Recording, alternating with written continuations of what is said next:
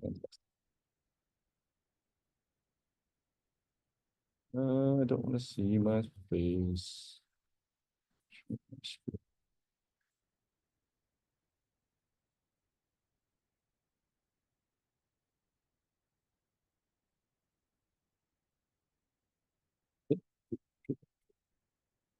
All right, cool. We got everybody today. We got a small class today. People are busy. We haven't lost anyone yet, though, so that's good. This time last year, I think we have lost what, maybe 5 or 6 already. Yeah. Yep. All right. Full-headed people in this class, I like it. Y'all are my people. Okay, if you didn't say you're here in the thing, please say you're here. So we know you're here.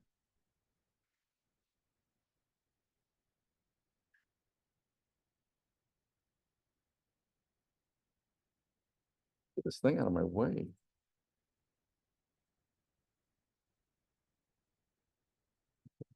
Sit there.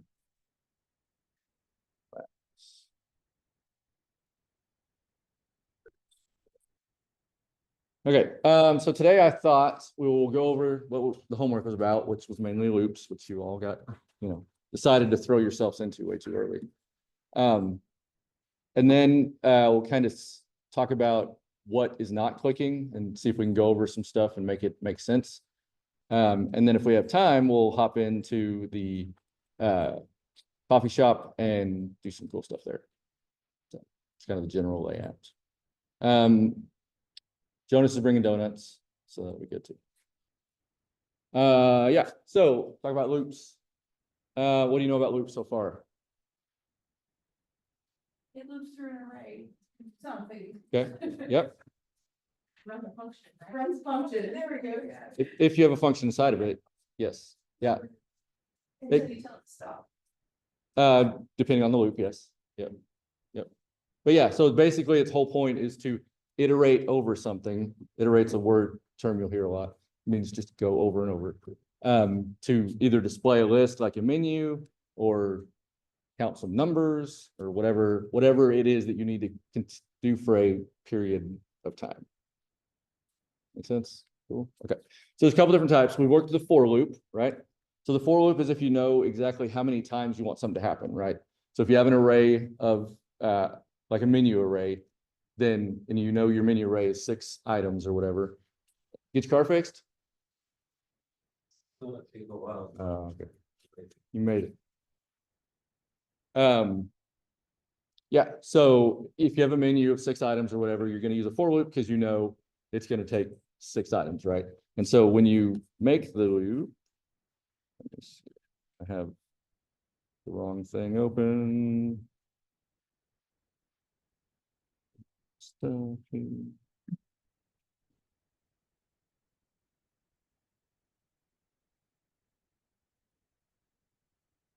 Yeah.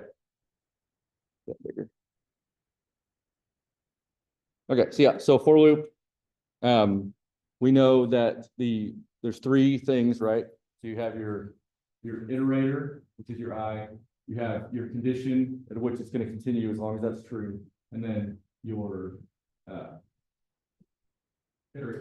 iterator or incrementer. There you go. Your incrementer, how much it's going to increment with each thing. So you can change that to like I plus 2 or I minus 2 or whatever, depending on what you're trying to do. So it's gonna be like that, just an incrementer, or could be like a multiplier, or? I think you probably could, yeah. I've never done that, but probably could. It depends on your use case. Most of the time, it's going to be I++, because you're typically just going to want to go through every single one. One kind of, I guess, if you wanted to just do like even numbers, you could do I plus 2 and like start your I at 0. So then it would be 0, 2, 4, 6, and then odd, of course, would be the other way. Start at 1, increment 2. So you'd be like 1, 3, 5, 7. Make sense? But, there's obviously other ways to get odd and even numbers, but that's just kind of one way to do it. Your for loop will always look like that, though. You'll always have those 3 things in there, and then it's going to loop until, again, that middle condition is not true. So in this case, I is 1, we're gonna keep going until I, or as long as I is less than or equal to 5, and it's gonna go one at a time, right? So it's just gonna log step 1, step 2, step 3, step 4, step 5, done. Make sense? Cool. While loop, back over here. So a while loop's gonna go when you don't know how many times, but you do know like when you want it to stop, right? So if you had, I don't know, what's a good example of while loop? On the spot.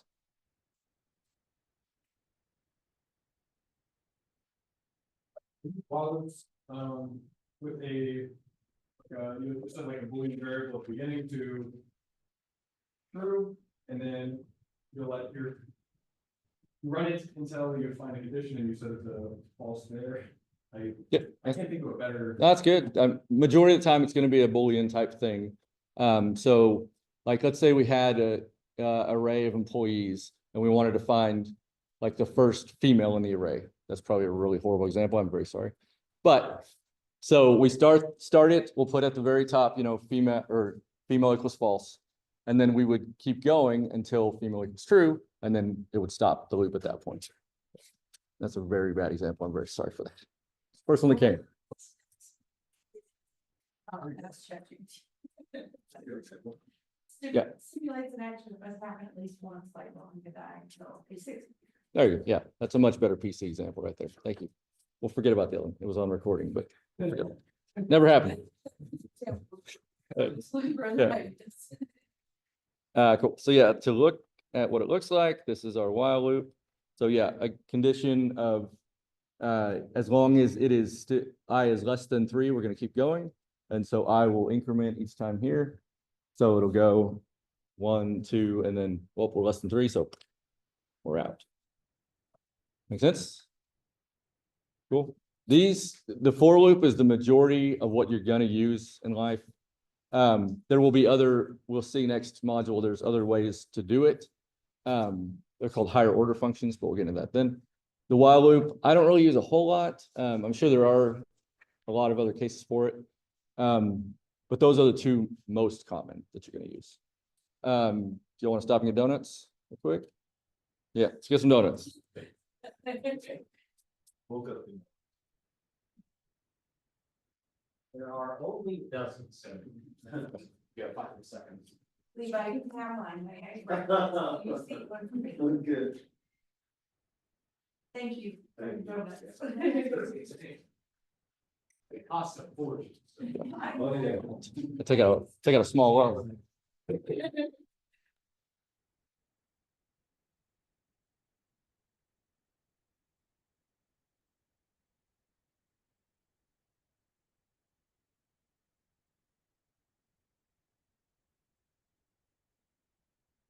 While the donuts are being got, does anyone have something that like is not clicking that they want to discuss? Anything in particular? Yeah. And it's okay if none of it's like. That's what I said, pretty much. I can't say nothing. I felt good about for loops in the homework. It was actually the one thing that I caught a couple without a hint, I felt great about, you know. But everything else was like int, dang it, int again. Okay, show me the solution, ChatGPT, tell me what the solution even means. And then I'm still lost in what they told me, I still feel lost and crazy. But That's fun. That, it's gonna be like that. Okay. Like I've been doing this. Well, since I've learned it 4 years, and things are just now starting. Some people, they'll pick it up easier, good for you, like, you're really lucky. It's an entirely different way of thinking, Oh, yeah. right? Because we're human, we're not computers, we don't think like this. So, Got a hint.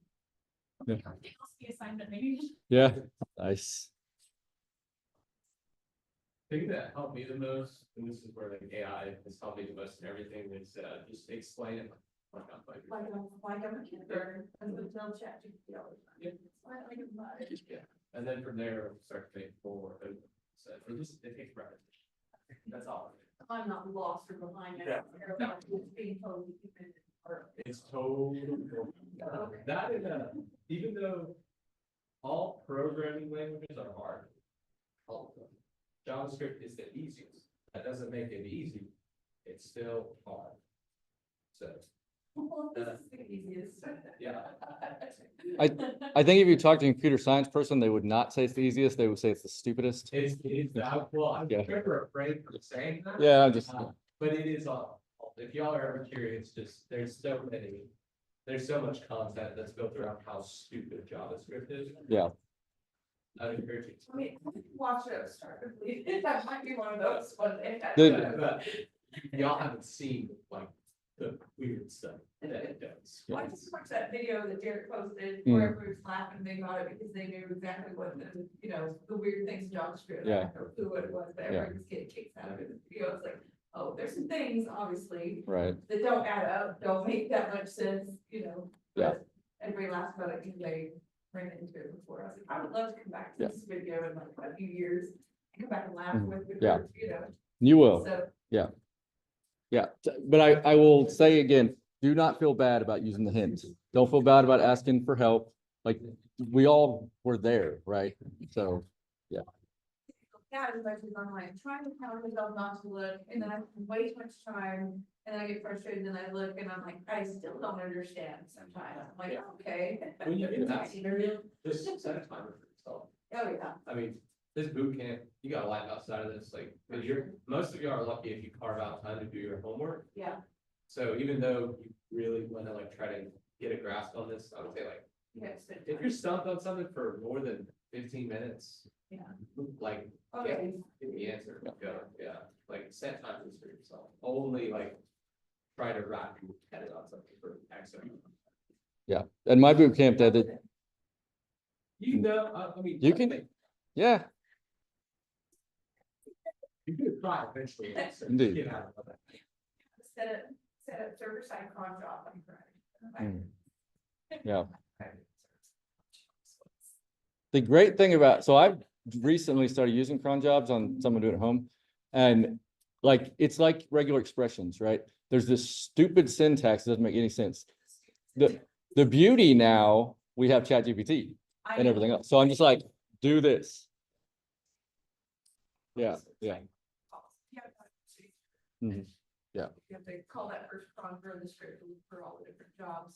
Yep. And I took like 6 months, I'm kidding, trying Yeah. to. how to set that.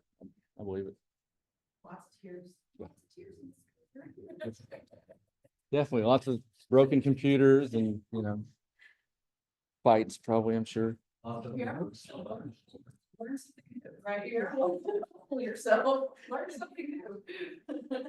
Where's some of my little. Yeah. Sure. It works.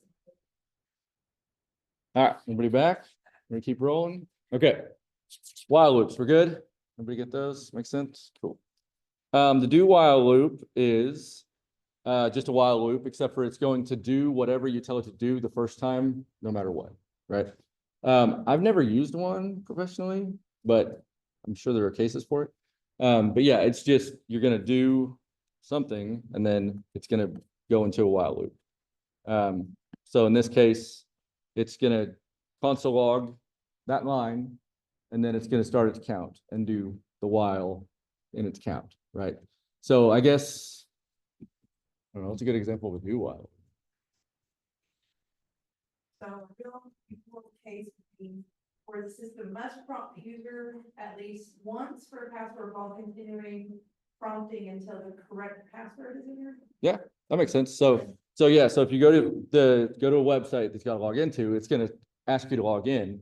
And then if you put in something wrong, then it says bad password, try again, right? So that first time it said, hey, do this. And then it kept doing it until the condition was met within the while loop. So Sounds like it would be fine to use phone, but I guess so. I guess you could do, I don't yeah. know. Well, so no, I guess, so in a while loop, if you would say your condition to stop it would be if the password is right, and so if the password was right in the first place, I guess you're not gonna do it. That's probably a bad example as well. But yeah, Oh, that's fine. Yeah. Again, these are definitely not near as common as the other two. All right. Nesting loops. So I surprisingly found out that you do nest a lot of loops. especially in like corporate world, because you may, so the point of nesting loops is if there's arrays within arrays that you need to like get stuff from, right? So kind of we talked to multi-dimensional arrays. So if you have like an employee table, right? So you have an employee array, and then each employee has like, let's say, we use accessibility. So each employee has like some sort of accessibility stuff they need. So maybe they're sight poor, whatever the proper term for that is. So let's say they have like 3 disabilities or something. So you would loop through and you wanted to see the like all the disabilities in the company. I'm really bad examples today. I'm very sorry. Yeah. So you loop through the employees, and then you would loop through their disabilities, and then so that's what you wanted, right? That thing inside the array. So you'd have a for loop inside of a for loop, basically. So that would look like this. So in this case, they're just printing out the rows and the columns of the loop, but you would start with the row. So you have your rows and then your columns inside of those. And so you would, you'd be on the first row, you'd loop through all the columns in that inner loop for that first row. Once that's done, you'd come out to the second row, go through all the columns to the second row, and on until, well, I guess you only do 2 in this case because it's less than 3. But that's, so yeah, once you get in that first loop, you're going to go in the second loop, do everything, back to the first loop, iterate once, or however many you put in your iterator, into the middle loop or the inside of the loop, and so on. Does that make sense? I've seen that when you try to code with like a tic-tac-toe thing. Yep. You visualize that one. Yep, exactly, because that'd be an array, right, of all the cells with each cell having their own columns, or each row having their own columns. So yeah, exactly right. Cool. All right. So that's loops. Like that's pretty much all the loops for JavaScript. That's all we got to worry about. All right, we're good. Okay, cool. So within loops, we have things that we talked about before with the break. Break, continue, and return are the 3 terminators. Oh, terminators. They're terminators now. Within loops, right? So a break you would use to stop the loop early. So if we had a example, this uses continue and break, but in this example, we're looking for if I is 5, we're going to stop the loop. Like we're done. We're getting out of there. So in your condition, if you were trying to use my female employee thing again, once you find that female employee, you missed that. You weren't here for that. He's looking at me like, what? It's non-PC day. Okay, we're going out. Yeah, so once you found that first female employee, if that's the one you want, you just wanted the first one, you would then break, and then the loop would be done, right? Continue, on the other hand, once you found the condition, it would stop where it is, and it would go back to the next iteration. So if you had other code beneath, like this console log, once you get this continue, you're not going to go down here anymore. You're just going to go on to the next iteration, whichever, if you're on 2 or 3 or whatever like that. So that's the difference. Break, you're done. Like the loop is over. Continue, you're still in the loop. You just are skipping everything below the continue and going on to the next one. Make sense? Cool. Return, on the other hand, return takes you completely out of the function. So if your loop is called within a function, the return is just you're getting out of there. Function is done. And so this is the example of that. So here we're getting trying to find the first even number. So you have your for loop. This is a for of loop. I told you there were no other loops. Don't worry. Pretend like this is a regular for loop. But you would go through until you found the number. So remember the modulus we talked about a little bit? So you can find an even or odd number. Modulus. Yep. So that's the percentage sign. So it just divides this number by 2. And if there's a remainder or not, it will, in this case, if it does not have a remainder, then it's going to be an even number, right? So 2 divided by 2, 4 divided by 2, and so on. If it was 3 divided by 2, it would have a remainder of 1. So this would not be true. Okay.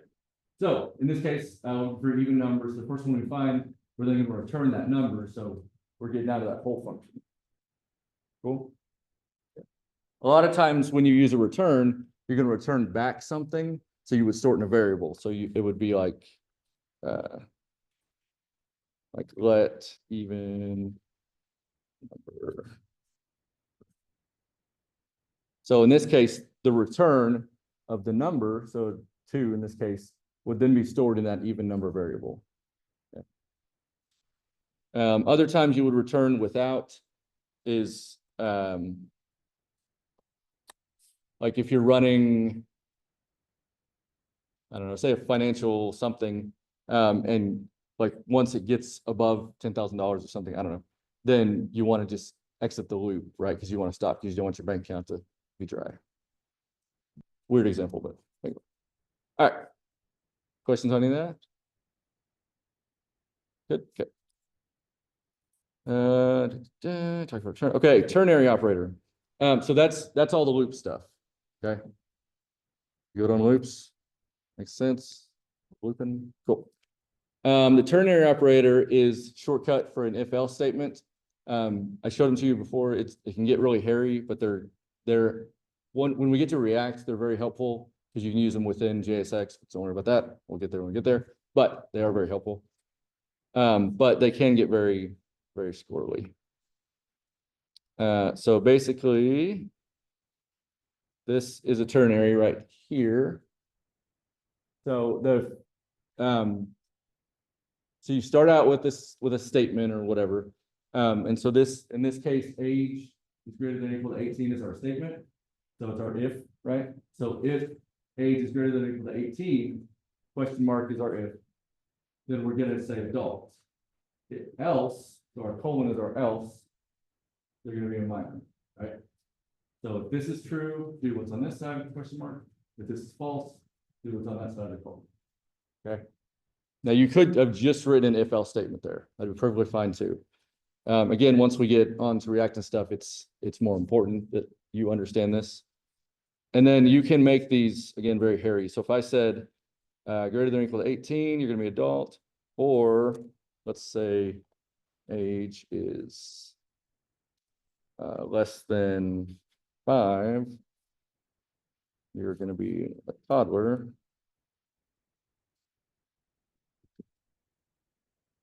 Or, oh wait, oh. Okay, so in this case, this is saying if age is greater than or equal to 18, adult, else, if age is less than 5, toddler, else if, I guess else if, and then else, can be minor. So you can see how, as you keep going, like that's going to get more confusing and harder to read. No, as long as the quotes match, it's fine. Yeah. Yeah. And that's why it gave me an error right here because I did a double quote with a single. Yeah. So now that's a situation where the wording you write it could be very good. Yes, absolutely. Yeah. Even in your if statements, though, the order is pretty important. Because if you were to put like if age is less than 5, and then put if age, like let's say you put if age is less than 5, toddler, else if age is less than 2, baby, or something like. Exactly. Yep. Yep. Make sense? Okay. All right. Built-in functions. So in JavaScript, as we've used some so far, there's a bunch of built-in functions. Let me see if I can. I didn't put enough padding at the bottom of my page. Let's do some quick inline awesome work. Margin.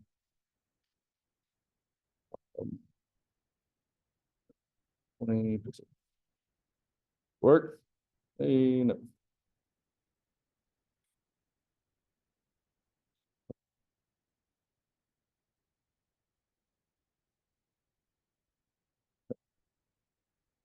Well, it's there. It's not helpful. So anyway, there we are. Built-in functions. They help you, manipulate the data easier. So a lot of they're for common things, right? So for instance, with arrays, Y'all can read that, probably cannot.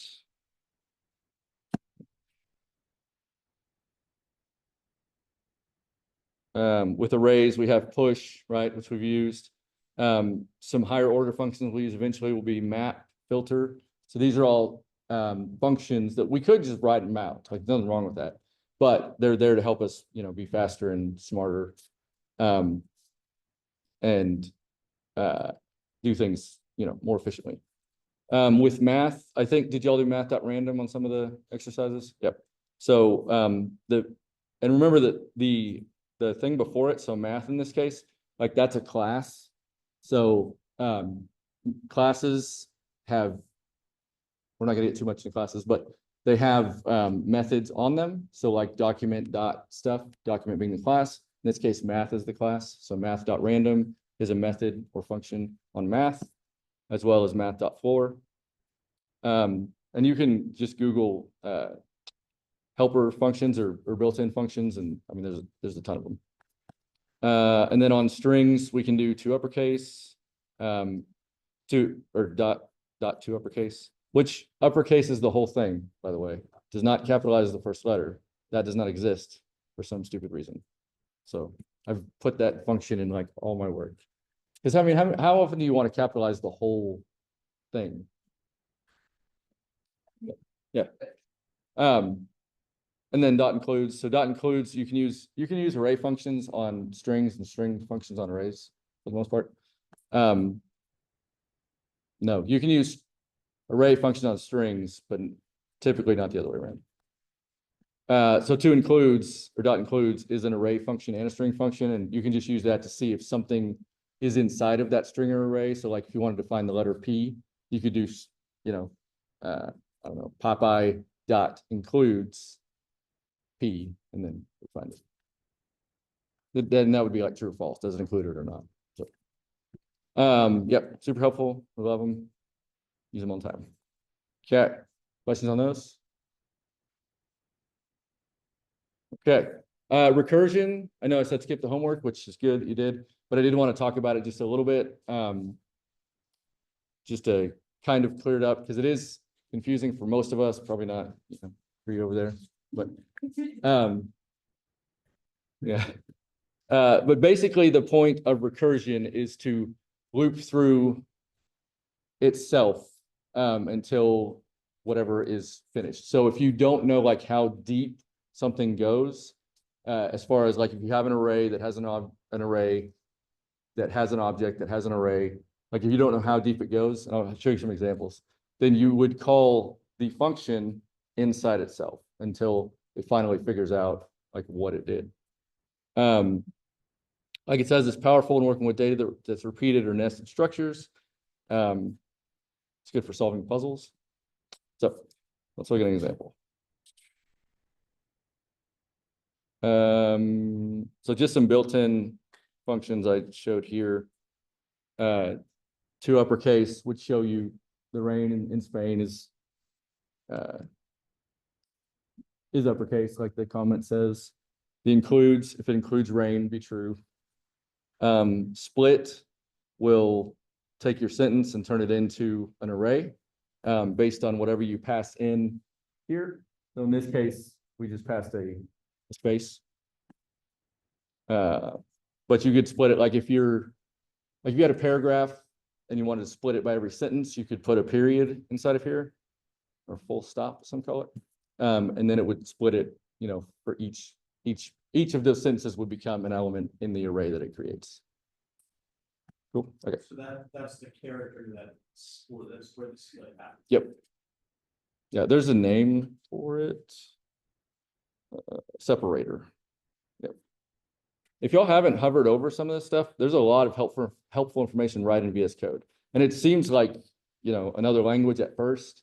But when you like look at it and understand like what it's saying and really read it, it's pretty helpful. That should be your go-to. Like go there, then go to ChatGPT, right? Tries to help. Okay. All right, recursion. So the famous rain in Spain example, right? Anybody know the rain in Spain thing? Yes, there you go. Say, you gotta, gotta do the voice.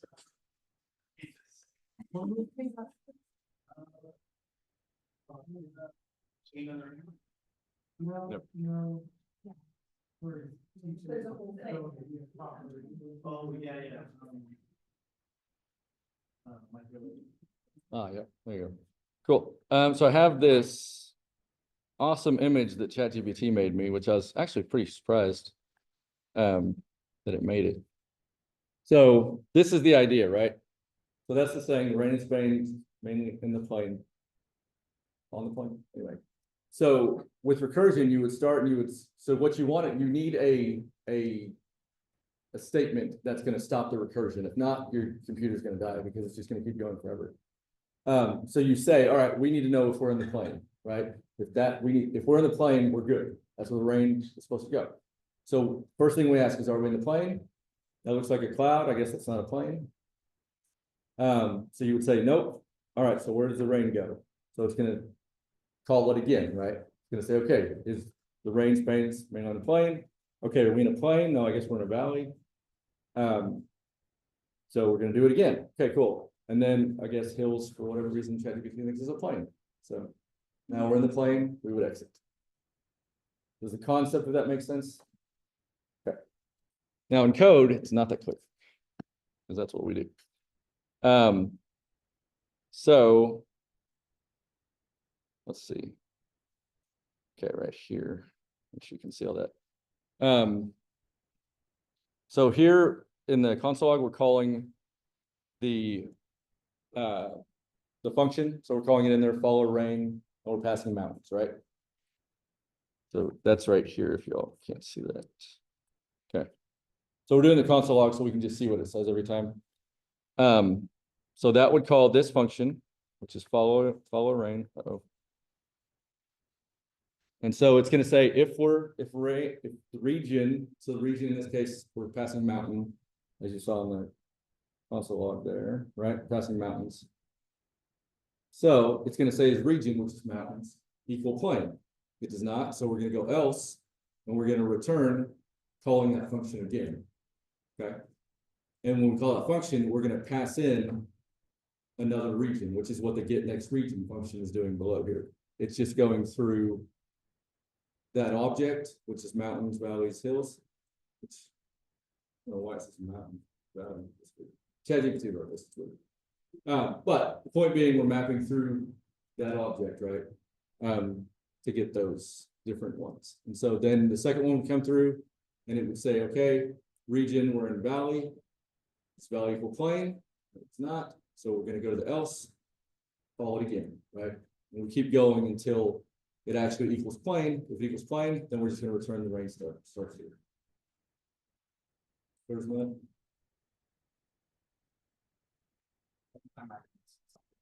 Where is it actually skipping to the next region? So it looks like it's passing the same region in and returning the current region. See where it's stepping to the next region. That has something to do with the map, doesn't it? Yeah, so when we call the get next region function, it's going to pass in current, which I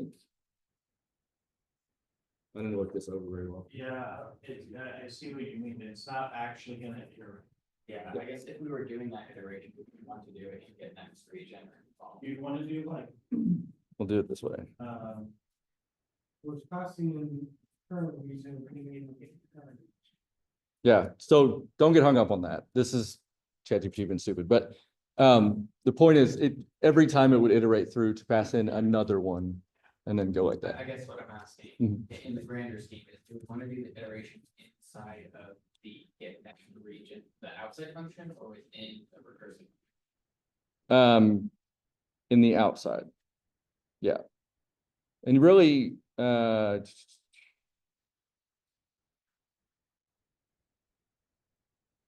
yeah.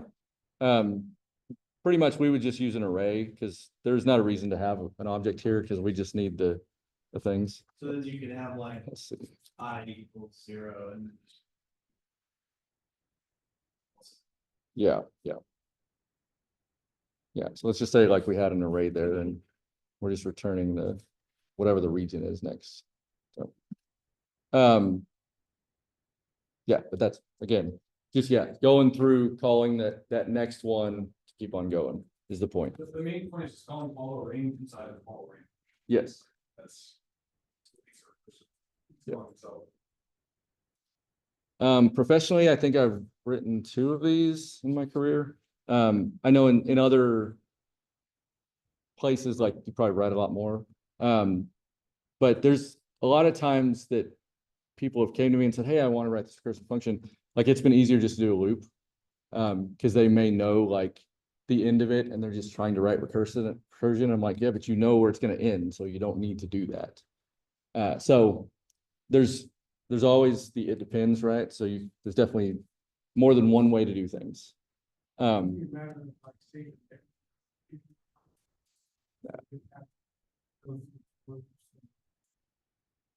mean, with the for loop, if you know, like, if you know what you're looking for, then you're gonna break out at whatever point that is, right? This would be good for computing power, like if you have, like, say you're trying to go through like tweets or something, and there's like 1 billion tweets, and you want to get something within a tweet, maybe this would make that faster, perhaps. Like search, Yeah. search. Actually, so here's a good example that it gave me. So this is web crawling. So if you know how Google works, what Google does is when you search for something, it goes to the internet, right? And it looks for that thing and sees if it finds that thing. If it does, it looks in that website to see if there are other like sites within the site, and it will keep going and going until it gets like the whole thing, so it can show you its search values. So that's recursion. And this is a very, very simple function of that. But basically it's saying if the page has, if the page has been visited, then it's going to stop. But if the page has not been visited, so it finds a link and it has not visited that link before, it's going to go in that link and then see if it has links that it has not visited before and go in that link, and so on and so on. So that's a real world example of our big recursion. Right? So. Probably. Yeah. Yeah. Yeah, so you can see how recursion can be very confusing. And again, it's not something you need to understand at this point. And if you do, then ask ChatGPT to help you along, and hopefully he'll give you good examples. So, did I help any with that? Hopefully a little bit. Yeah, okay, cool. All right, that is it for what the homework was about. I don't need that anymore. So let's talk a little bit about, so the next module, the good thing about everything we're doing from this point on is it's all going to build upon this. Okay, so you'll get plenty more time to like figure it out. Understanding these basic concepts though is core to everything else we're going to do. So let's take a little bit and talk about what doesn't make sense. Like, what can we clear up, make those light bulbs click? So think about the homework in the coffee shop and things that y'all are doing. Like, what is not there yet? And it can be everything. That's okay. We're not going to go over everything, but you know.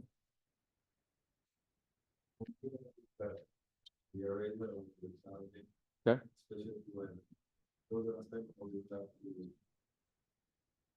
Sort through an array, pull something out of it. That would be built from Okay, sort through an array and do what? print out, What was in it?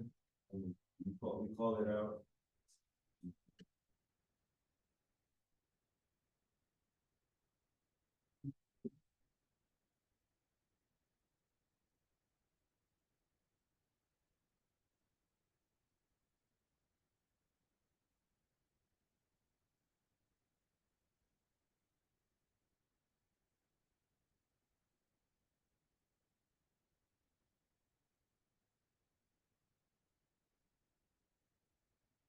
Was it similar to like you have an array and then you just need to see if a certain value is in it?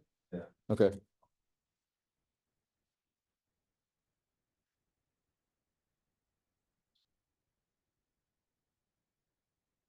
So just thinking about how you said like you don't know where to start, right? Yeah. So if we have this problem, so we want to know, okay, there's something inside an array and we need to find it, right? Like, what's the first thing we're gonna do? Don't know what it is, maybe like if you would, so it can hold when you find it. So That's first, what I would say, like I want, that's where I'm getting lost, I wanna build a variable for that thing that I don't know what it is yet, so that when I do find it, I'm gonna store it there. And no one understands it there. so the first thing we're gonna do is Yep. the first thing we do is write a function. Okay, every time like you're gonna do something, it's gotta be in a function, so that way you can call it and use it. Okay, so we'll define a function. So how do we define a function? Function, whatever you want. No. You should call your function something that makes sense. Okay, I know, I was just poking at you, but yeah. So we'll call this find color. And I like that you said find color and not like find blue or find green, because the point of functions to be reusable, right? Because we do not repeat yourself, try, that's what we want to try to do. So if you have a function, first thing to do, at least in the beginning levels, make sure your function works, okay? So we want to go ahead and call it, and we'll just, inside of our function, we'll just do a console log, okay? Console log in, outside the function, what's the difference? So think about, you're always going to write your code in functions, okay? And there's not going to be like all this outside kind of stuff we do when we're just kind of practicing. Yeah. That's all just in the global scope of things, and we typically aren't going to mess around in the global scope. We're going to keep it in like a function scope. So yes, exactly. Yeah, so if we wanted to log array here, like we could do a console log out here and log array, that's fine. Like if you need to see what it is initially or whatever, but you could also do that inside the function since array is on the global scope. Yes, Console log, exactly. Yep. that helps. Good. You already log. Good. Yep. Yep. Functions will be your life from now on. Everything is a function. Well, not everything is a function. Everything will be in a function. So we'll say getting into find color, and I do this a lot. So this is not like a beginner thing. Oops, do that right. What's not console logging everything? Yeah, like just as soon as I make something, I log it, or like with CSS and stuff. First thing I want to do is make sure it works. Exactly. So to call this function, how do I do that? Yep. Find color. Okay, so that's going to call the function, right? This is in global scope in this case, because I just want to call it, Normally, this would be, your function is going to be called on a button click or on load of the page. Like it's going to be within a function that it's getting called. Yeah. Okay. Or an event, I should say, which is in a function. But I'll get to that in a minute. So in this case, since we're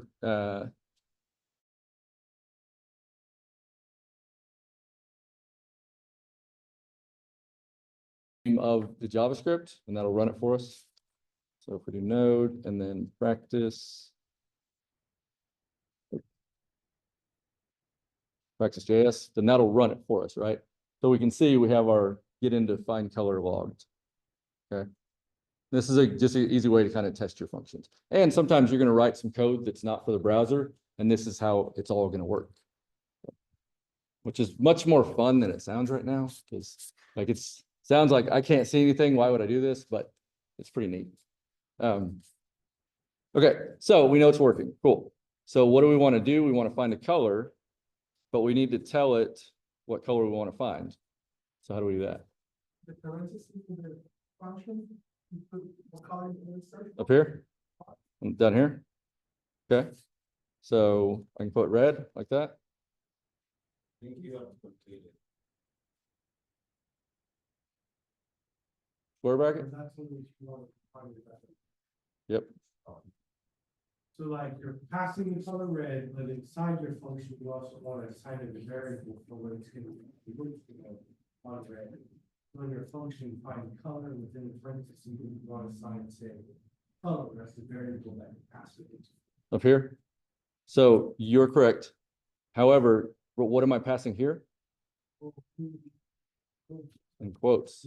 Yes, exactly.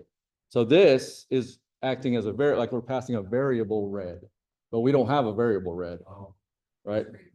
Okay. So we need it in quotes. So now, like you said, in here, we're gonna put what?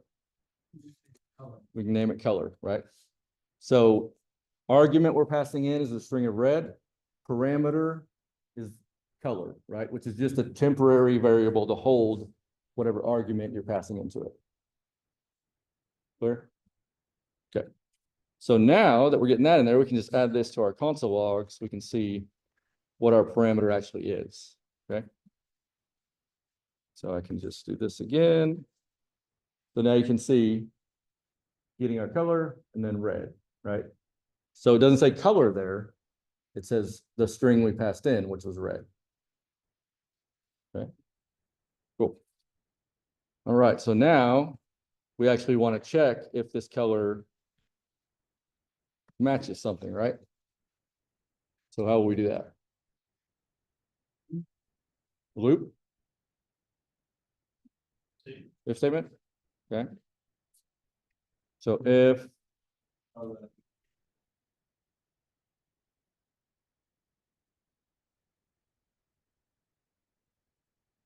could be. If you want the absolute.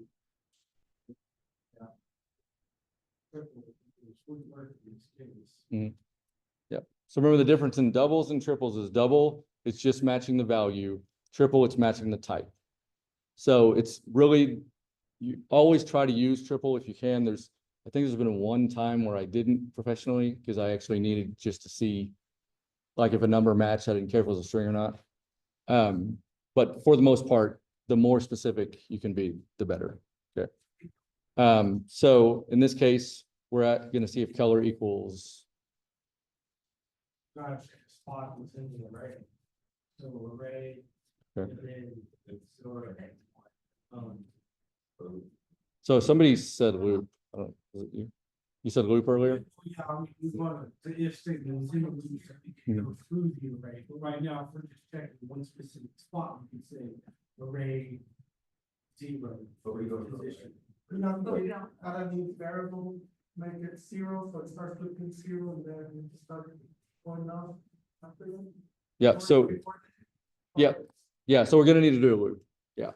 But what Robert's saying is if we just wanted to check, like, for whatever reason, we just want to check the second item in the array for whatever reason, then we could just do array at 1, right? Just to say, okay, does this array at position 1, so 0, 1, does this guy equal the color we're passing in? That's if we just wanted to check a specific spot. I don't know when you'd ever want to do that, but it is a good teaching point that, you know, you can check individual spots within the array. Okay, now we need a loop because this is not gonna help. So we'll do what kind of loop? For loop? We know how many there are based on the array. Beautiful. Okay. We're gonna hand write this for loop out though. No cheating. Just kidding. It's not cheating. So the first thing we have is iterator. So we'll call it I, this example. And then, oh, you are correct. Very good. Less than. The dot length is. Okay. Does anybody know what I'm doing wrong so far? So there's no space. Spaces? Nope. Doesn't care. So array dot. There you go. So they should be semicolons, not commas. That's a little one that'll get you. That's the debugging values. Yeah, it's not red now. It's happy. Okay. So, and then the last one is the incrementer. Yep. Okay. Can you put your mouse on top of the phone, but it's telling you it's not right? But it doesn't tell you the syntax of the. I think because it's mad at me, it's not telling me. So. Oh. That's normally it will. I wonder. Well, so you can, if you Some kind of macro to just pop in a for loop. Yeah, I'm just wondering, because like if I put over a function, it tells you function find color. For whatever reason, for loop is not being very friendly. So- Yeah, doesn't say that either. Yeah, yeah, if you do the cheater way, it's fine. Or you can write it out. So that's the first time I've written one out in a lot of years, so. Cool. So that makes sense, right? So we're starting at 0, we're going until we're less than array dot length. So in this case, 3, and then we're going one at a time. Cool. So now we can do our if statement. So we'll say if color equals what? No. What'd you say? I was gonna say, I would put color equals to the string color red, and then I would have thought of that, that's where my brain went. The string color red, Yeah, because that's what we're passing in. Yeah, like that, that's what I would have, I don't know why, Gotcha. that's where my brain went. Okay, yep. So color is the string color red, right? Because that's the parameter. So that's what we're trying to match to. Yep. But I mean, I can see, yeah, I see how you get there, because you're like, I need that string color red, right? Yeah. Cool. So then you said array at position I. Right? Okay. So array is our array, which is a great name for an array. It's not very descriptive at all. So position I, so the first time we go through, it's going to be. Sorry, what is array of at position I? It's 0, index 0, so it starts at that first position. Yep, which is red. There you go. Yep, perfect. So the string this time. red. So it would be done. Right? Cool. Let's mix it up. Let's say that red was actually at the end. Just for funsies. So now, when it goes to the first time, array at position I is what? Blue. And then if it goes to the second time, it's green. And then third time, finally, it's red, right? Cool. So we will say turn true. So once it finds it, we'll just return true, and we'll store our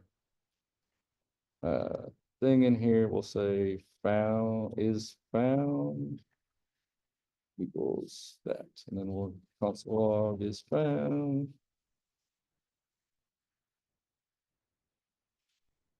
Remember, that's just a label. Doesn't mean anything. The string, just a label. Okay. Cool. So if we run it now, what should we see? Is found.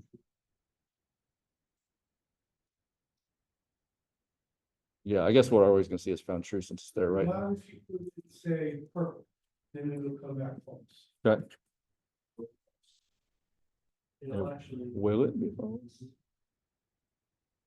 Live forever, but. Oh, I guess not, because we're never setting that else value for if it doesn't find it. Now, won't loop forever. It'll still stop at 3. But yeah, we'll see. So if we do this, we got true because it's red, right? There is red in there. And so basically here, this is the dot includes function, the built-in function. That's exactly what that is. You can just do dot includes instead of, 6 lines of code. Okay, so yeah, so if we were to pass purple, or really anything that's not in the deal, then undefined, right? Because we didn't give is found, we didn't do the else, and we didn't give is found at like an initial value. So it's an undefined variable at that point. Okay. Does that make sense? Is it helping a little bit? Yeah, it's just my brain is laying backwards. Oh, I already know I'm looking for red, so why wouldn't I just say, I'm looking for red, is true? And then that's where when with these other types of lessons, trying to understand another, that's where I get kind of like float up. Yeah. Like, it's gotta be simpler than this. Yeah. Which is not. Yeah. So a lot of times we won't know the color we're looking for, right? This function will probably be called from another function that's looping through an array to put things in there that we're then gonna look for. So, yeah, don't always know that you're looking for red. Mm. Yep. Yep. Cool. Any other questions on that? Should the dot include, would you need to still specify, like, have a for loop that did, you know, array dot I. Dot, you know, like. Or could you, I guess, how powerful is includes, can it, do you need to tell it which section of an array to check, or can you just give it a string, give it an array, and it'll search everything in the array? Yes. Huh? Yeah, so let's do include, say, is included. So you, for the dot includes, you literally put the array, dot includes, and whatever you're looking for. And that's it. That's where my brain goes right there. That's what I was saying. I want to declare the variable missing, right? And then, So as long as you were, say, in this case, maybe a user input, if you had a user input that have that a function capture and put into whatever variable you wanted to use with that includes, you could just, you wouldn't need to find color. Yep. Yep. Yeah, that will replace all of this. What's the limit on that? Like I said, if you have like nested arrays or objects in arrays, like, it'll search everything? So includes is an array, Very specific. array built, yeah, a specific array built-in method or string. However, you can daisy chain, right? So if you had, so there's a, don't want to get too deep into this because we'll get to it next time, but there, you can use a map to map over an array. And then within the array or within the map, you could do an includes to find something. There's 4 each loops. There's a bunch of other higher order for loops. There are, what's the thing called? Oh, I forgot to think of it. There's this thing. It's super cool. That's kind of confusing. What am I? It's Reduce. yes, reduce. There you go. Good. I knew you get it. Yeah. So there's that was we're right here. We got it. Yeah, dot reduce is, it's kind of like recursion in its workings, and it's a little hard to understand. But it can do a lot of this stuff kind of. Taking a ton of data all at once and return a single number for a single thing. Yeah. Like adding or subtracting or multiplying, depending on what you want to do. Yes. It is cool. I've never had a chance to use it. Yeah. I did it the other day at work, and ChatGPT did help me a little bit. But yeah, it is very powerful, but a little bit. But anyway, point being that, yeah, you can daisy chain these, you can use them within each other. But yeah, or includes is for arrays and strings. line topic of like, if this was an array within an array, we're checking who the array dot. The next array that we're looking, right? Isn't that Dude. like an index, like a dot index to look? So if this was a nested array, so if we had like the first array set would be blue and purple, the Let's- second set would be green and red, blah, blah, blah. So how would you look for it includes within a nested array? I guess is my question. Like, could you do array dot index? Look through just the first set of the array. So you would likely map through the outside array. Yeah, and get into, because includes, you're gonna want to use that when you get into whatever you actually want to find is included. Yeah, so you would map, and what, okay, I'm gonna stop talking about higher order functions because we're gonna go on a thing and it's gonna be loops all over again. And y'all are gonna go home and cry. And I don't want that. So, yeah, next module, we will get into all of that, and it's good. So, yes. In order to understand all of that, you've got to understand this, right? You got to understand these loops, you got to understand functions. So focus on that for now. But it's all coming. It's beautiful. Okay, so more questions on functions or loops? You want to go over some more of them? Do some like races on the whiteboard? Now's the time to speak up. 'Cause I'm afraid to ask. No. really, the better like grasp you have on this fundamentally, the more it's gonna help you with everything you learn going forward. So do not be afraid to speak up. Take advantage of this time right now. Because it will change everything for you. Can we go back to the green ones? Mhm. Go back to the. Maybe. So we add some more stuff to the race, like Sure. blue. Something else. Do you want Like to, a sub-array, make a blue sub-array, green sub-array, Like shades of blue. Yeah. just add them on, or you want to put them like nested arrays?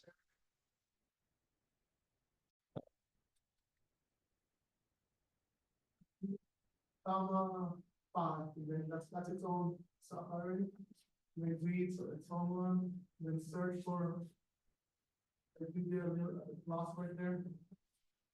Like with the examples from the homework, like looking for a book or something like that. author. Gotcha, okay.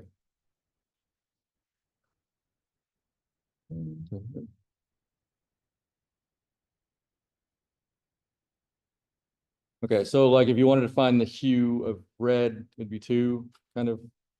Understand? Something like- Okay, so we can use our let's see, so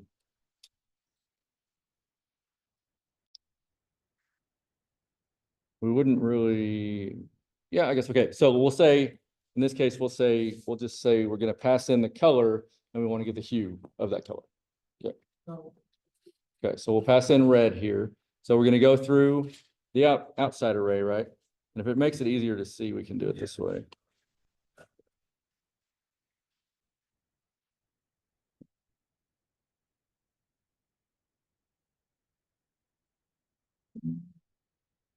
Okay, so array.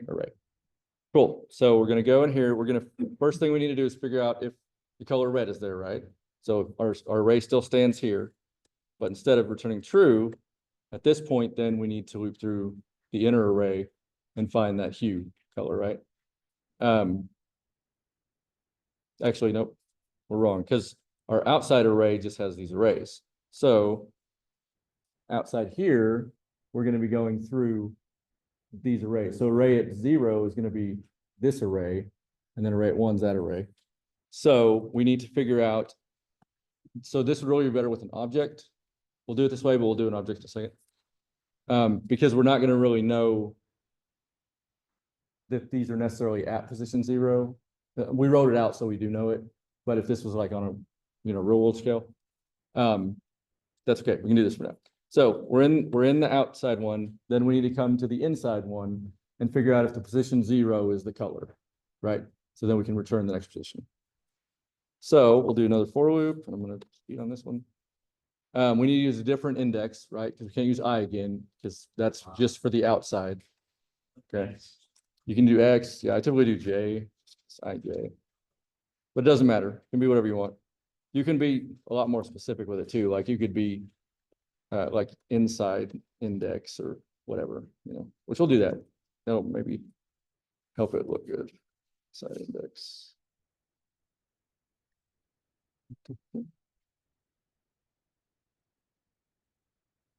And then we'll call I outside index.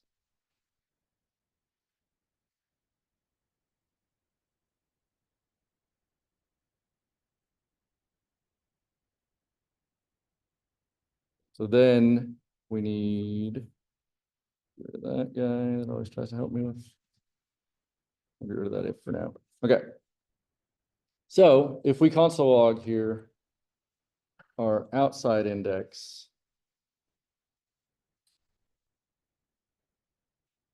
And then index. And then we console log our inside index, then we'll kind of see it loop through. Is this one easy plus an array of outside index outline. As opposed to array of just the. Or inside index is less, yeah, is less than array outside. Right, in the Yes. border. Yeah, so, you're saying, should this be, But your array outline should be an array of, yes, the one for index. yeah, so this would be array. Yeah, of outside index. Dot length, because we don't want the length of the whole thing, we want the length of the one we're on, right? Which is gonna be 0 and then 1 and then 2. That, it's a little bit confusing, is it? Kind of click a little, okay. All right, cool, so if we call this now, then we should see our nice. There we go. So this is our first loop, right? So we have outside 0 is inside 0. And then our second outside 1, or I mean, outside 0, right? Because we're still in that first inner array. So outside is still 0, inside is then 1. And then since we only have 2 in there, then we're done, right? So then it's going back outside and it's iterating by 1. And then we're back to index 0. So now we're in that second one in the first position. So 0 index. And then again, sorry, to the wrong one. We're still in 1 on the outside, and then we're going to 1 on the inside. And then so on, with 2 on the outside, 0 on the inside, and then 2 and 1. Does that make sense? Cool, okay. Constant 0, 1, and 2. Going, trying to access the third position. in that array. Positions in the bound, but I guess. Let's see what it does. So I just took that out and just did the array dot length on both of them right there. Let's see what it does.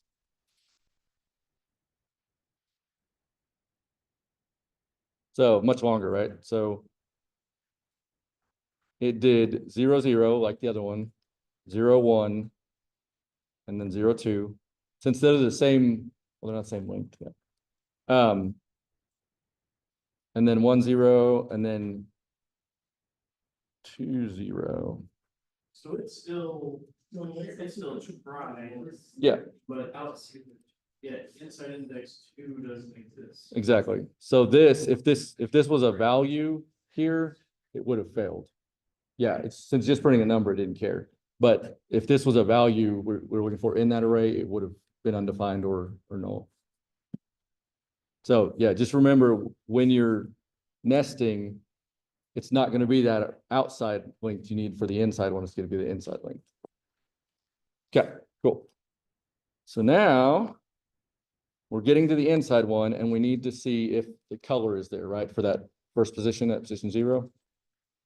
So I'm going to say if our color equals what?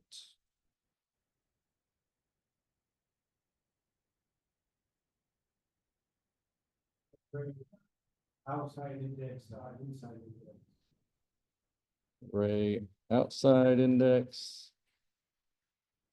Inside index. Okay. Okay. Okay, so let's think, so we have our array, right?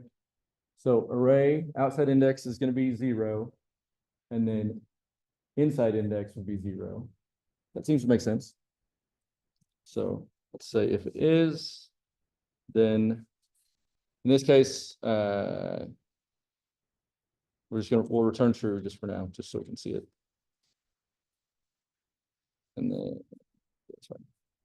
Well, actually, just console log true. See it. Just the string true. Fine for now. Okay. All right. Run that.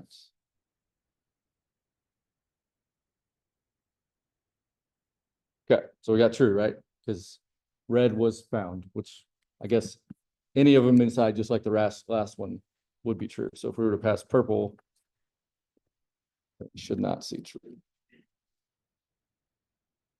Yes, it should be. undefined. So that's the same as we did before, pretty much.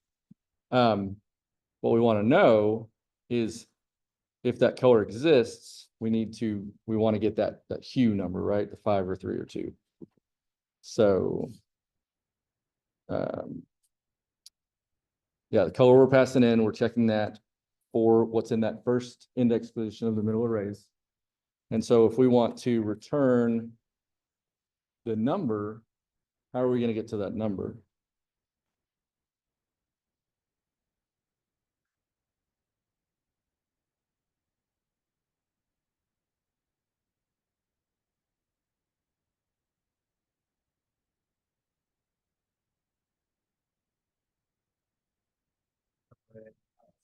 Thanks.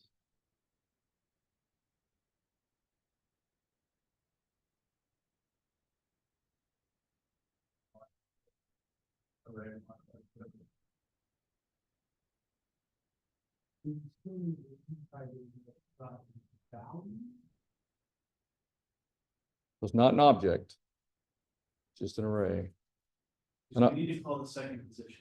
Mhm. So wouldn't it just be 1? Then the brackets. Like that.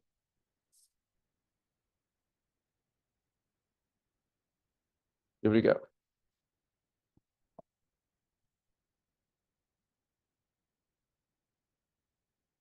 Oh, I still have purple. Let me change it back to one that we can actually find. Okay, so if it's blue, we're expecting to see 5, right? Everybody gets that right? Like we're going for that one, number 5. Okay. We got 5. So we got that because we went in our array, the whole thing here. Our outside index is going to look for these guys, right? Our outside index, that index. So 0, 0, 0, 1, so on. Till it finds blue, right? And then if it finds blue, we need to get the index at position 1 of that array. Which we could also, I think, maybe have done.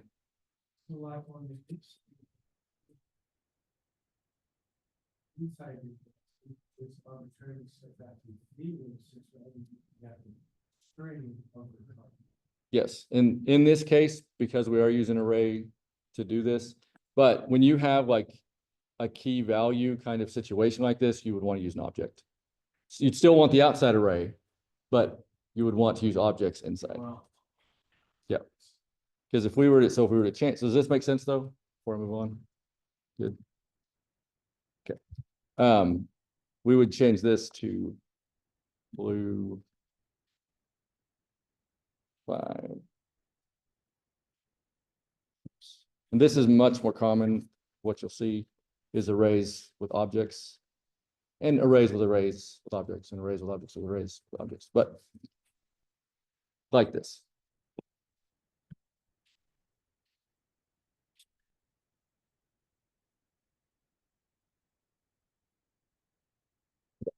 So remember, an object is key value pairs, right? So key being blue, value being 5, and so on. You have to string. I don't think you have to stringify it. If it has, you can stringify it. If it is multiple words, you need to stringify it. But if it's single words, then you don't have to. For the key. Okay. So now, instead of looking at position 1, actually, instead of looking at, let's see, so we have array, outside index would be 0. Well, we don't need 2 for loops here, right? Because we don't have 2 arrays. We just have the 1. So we could just, I'm going to save this. I'll send this to you guys so you can look at it. So if we had another function, find color in object. Color.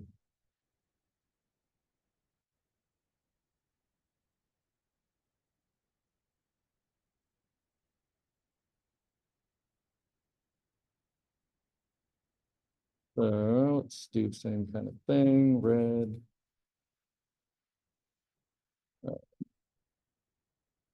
So we still need one for loop, right? Because we gotta go through the array.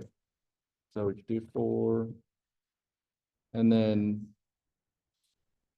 Since we're in the array, then we need to find the object that has the key of whatever the string we're passing in is, right? When you look at an object, so if we said,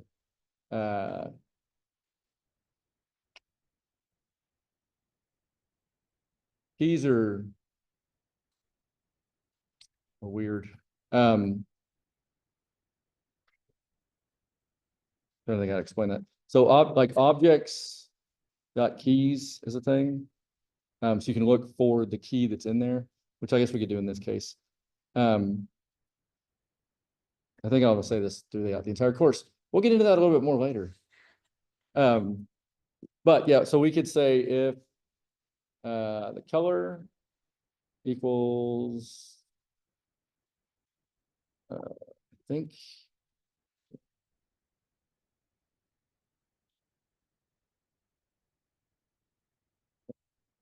Maybe we would do.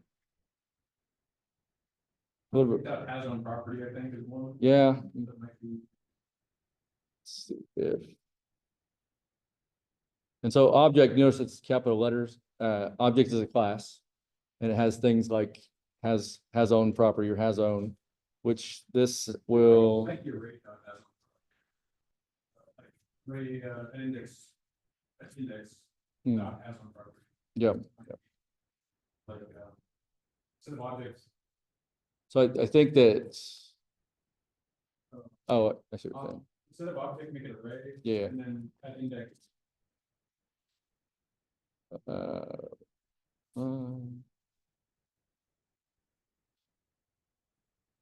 Um, yeah, so the has own is, It would be object dot has own and then array index. Cause you need to tell it what object you're looking at, so you would say array mhm. index. And then. So set the value. color. Yeah. So in situations like this where it's kind of hairy, right? I'm gonna do some console logging to see what's actually what I'm seeing.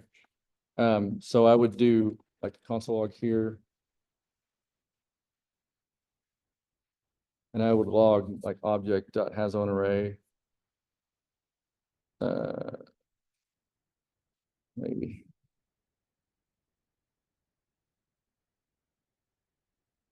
I guess it wouldn't be has own. Well, you could just log this whole thing, right? So in case you didn't know, you can put expressions and stuff within a console log and it will tell you the return value. So in this case, if this is true, it's going to console log true. Potentially, see. Okay, let's run that. Really not. Oh, it's not. It didn't have the iterator because I didn't do it in the for loop. Oop. So that's why it says I is not defined. Because Yeah, cause it's index not oh, there you go. It is in the for loop, yep, but it wasn't indexed. And do index. And then again. Okay, so false, false, false, which red should have red. Let's not worry about this too much right now, because I think it'll lead us off the track. So Oh, I don't think it should be. You're just comparing the object. And then it'll return. with that, Well, that's the concept. Oh, I see what you mean. Yeah, because you're comparing the object to the color, but it's just a compare them, and then it'll. Yeah, you're right. here we go. Oh. Yeah, I don't think it's going to compare because of the way it's set up. So yeah, let's move on from that. I don't want to go down a hole. We'll lose people. But yeah, we'll get more into objects and things later on. Okay, hope that didn't destroy anyone right there. Sometimes you'll get in these holes and just. Yeah, loops, functions, those are key, big right now, variables, data types, you know, Boolean, strings, all those things. Pretty good on all those. Any more questions on any of that? Better when you do it like you're in the class. Good. Like, and Good, good. You got to tell them the answers.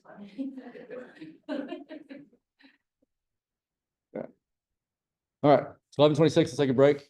When we cut, we'll take 10 minutes or so, 15 minutes, and then we'll do some fun stuff. Make people happier. I mean, I was. Figure it out.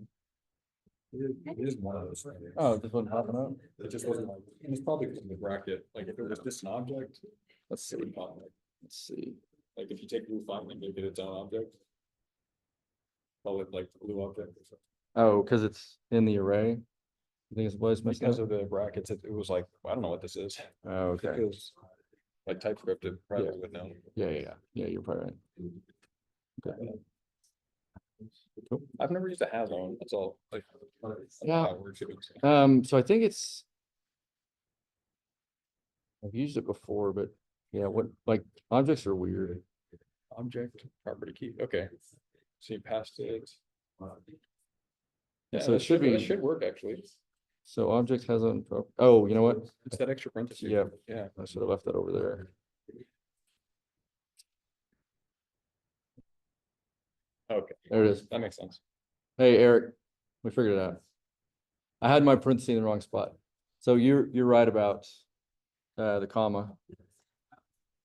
So I had that, the yellow one, I had it over here, closing off the has own. So once we moved it over there, then yeah, it was Well, true. that's why that was red. Yep. Doesn't compare, so.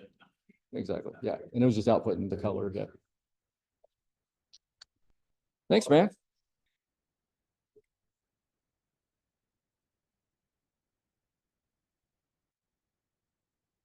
Having fun, Robert?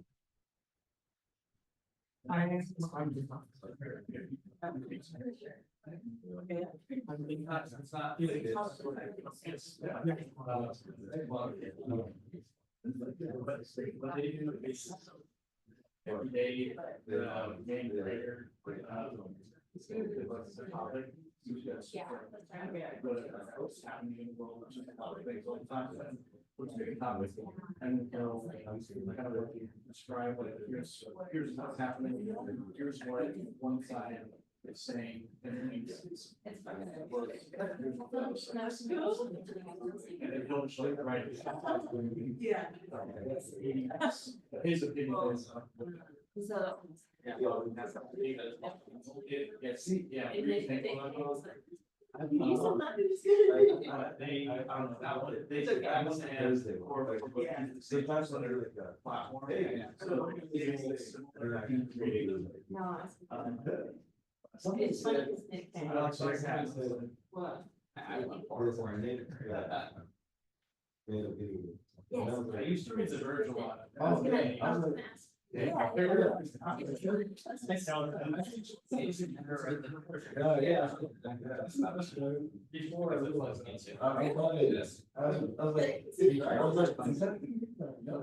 Yeah.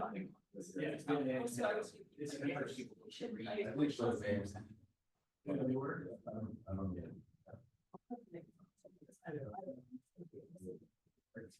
Yeah, a lot of, I feel like there's been a lot of. Yeah, Substack. Is it? Newsletter based. But it's been fun. Yeah, no, we're gonna start on the site.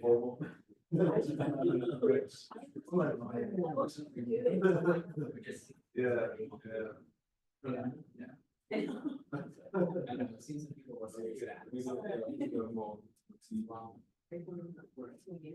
Well, it's probably one of those things like. It's like saying, like, that's part of your own audience. And when it's in today's world, where it's everybody, the most, that's good, like, the users are addicted to the endless algorithm. Having them like, even a newsletter is friction to coding, it's frictionless stop. Yeah. I was, I thought we were supposed to do is very. It seems like it's a little bit better. Because they're not even mentioning it. They don't need to advertise for me, but exactly. I don't know why I'm getting people to pay for it. I don't know that I've ever done that.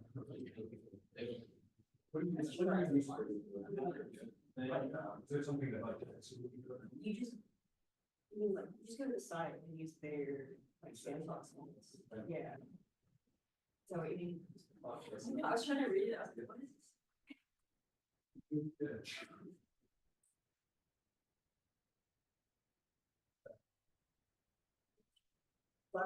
this? This is my point. I was like, what's the new one? I got two, one, well, actually I got three. The two I bought it, mini stock for the word, I guess, but then one I got it.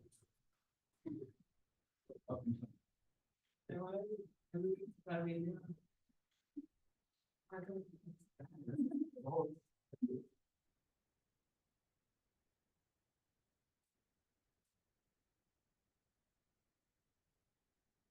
That was very much. Yeah.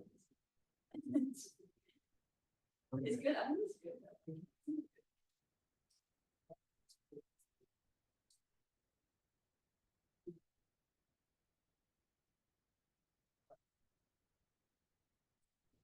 Yeah, exactly.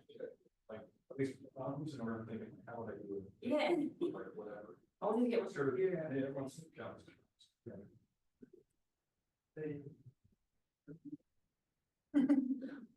So today the last, next week we don't. Okay, so you know, it's been, not very responding. lately. Yeah. Yeah. Kimberly also. Yeah, just met a girl in Campbell last night who's studying, she's studying like job, and it's like, a little bit short, like. She thought she might be interested in that. Yeah, yeah. You know, so she said she learned educational success. I don't know, she said she learned to be. Previously, with a lot of people. That's what I thought, yeah, I don't think they changed it. Usually it's just people who, you know, already have an understanding. She's originally. I don't know, I feel like it would be a. It'd be a floodgate. Yeah. So like, and then we don't. And then you frustrated for users, like. There is an advantage to that though, because most of the people who do that are. They do this as a part of their full-time, like maybe continue learning. So they come in, they do this, and the employer pays for it, or like in terms of like a business model, too, for us, because it's. Right. Yeah, and if they're already developers. Or if. I don't say that, that's the case, like, Shonda and Tasha, Yeah. yeah, they, That's what I was thinking, you said that. yeah, they joined, I think, but I think. The second module is third one, yeah. They definitely. We've had most of the people just kind of drop out, just jump in later before that nap, and understanding. I feel like she's really good at ones. I'll just ask her now, just, hey, how would you drugs like at all, and then. We would recommend if you have. It's been for them to go at time stop. Get you up. You really improve. Unless they're willing to like do all jobs. Right, middle week before. Probably it's a lot. Yeah, so. Yeah. There. It's gonna be rare. Was his teaching good? That's what we heard. He was a little flustered at first, but that's expected. Yeah, this is his first, I think it's actually his first time teaching now. Yeah.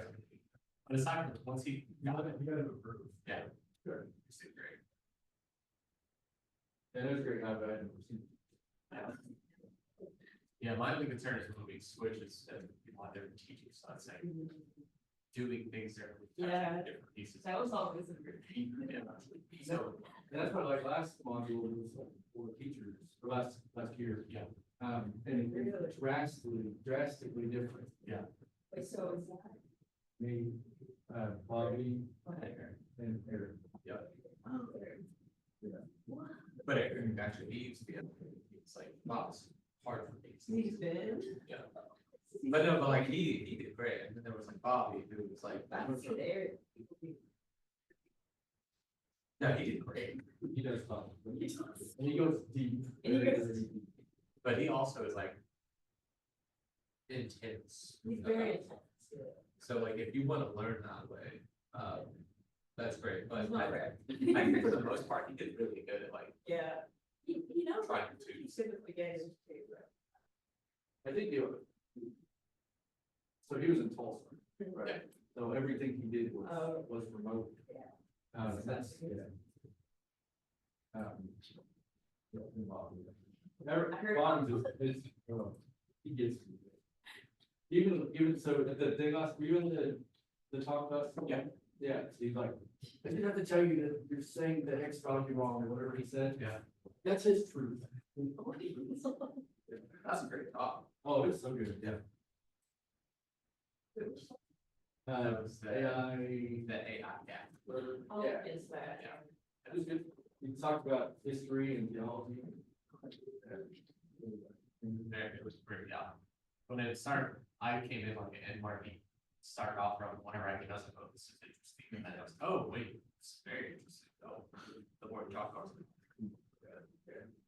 Yeah, it wasn't like a learning thing, it was more just kind of talk about AI and word. Seemed like he liked the idea of small language models.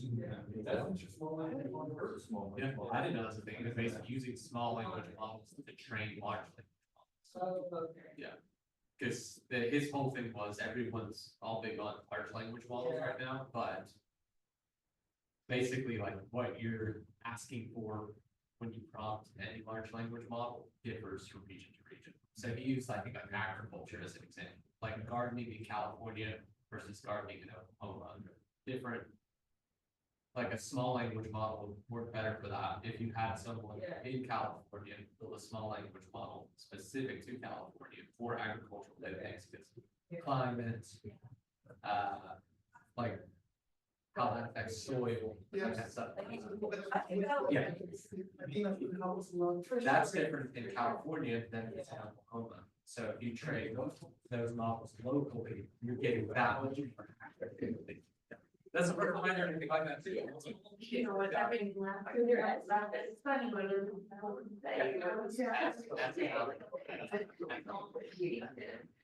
And that's why I think everyone's like, wow, that's great. You'll feel this way, and it's like, you know, so. It seemed like he was bringing in. Yeah, you know, the expectations of yourself, yeah. Which is the first class, you're like, what's the word? And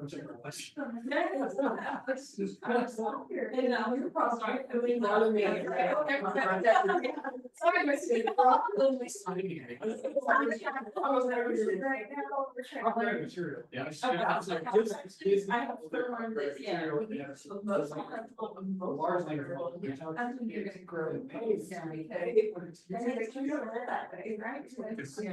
Right now, it's just like, even if what's to mention AI is, or AI's, that is AI model is basically, it's stealing copyrighted information and data. I know, like, So- and I mean, like, I didn't want to interrupt you that time, Which is like beats it, so great. but, you don't know what you don't know, so you're like, so, well, you're. And I'm You like, have to allow them to use everything. Right. Well, my thing. I don't think that people, like, I think people who own the rights to that copyrighted material don't know that it's being. Stolen, basically. Yeah. Obviously, this is because like. Yeah. This is. well, I like wanted to start off strong. and then- I heard.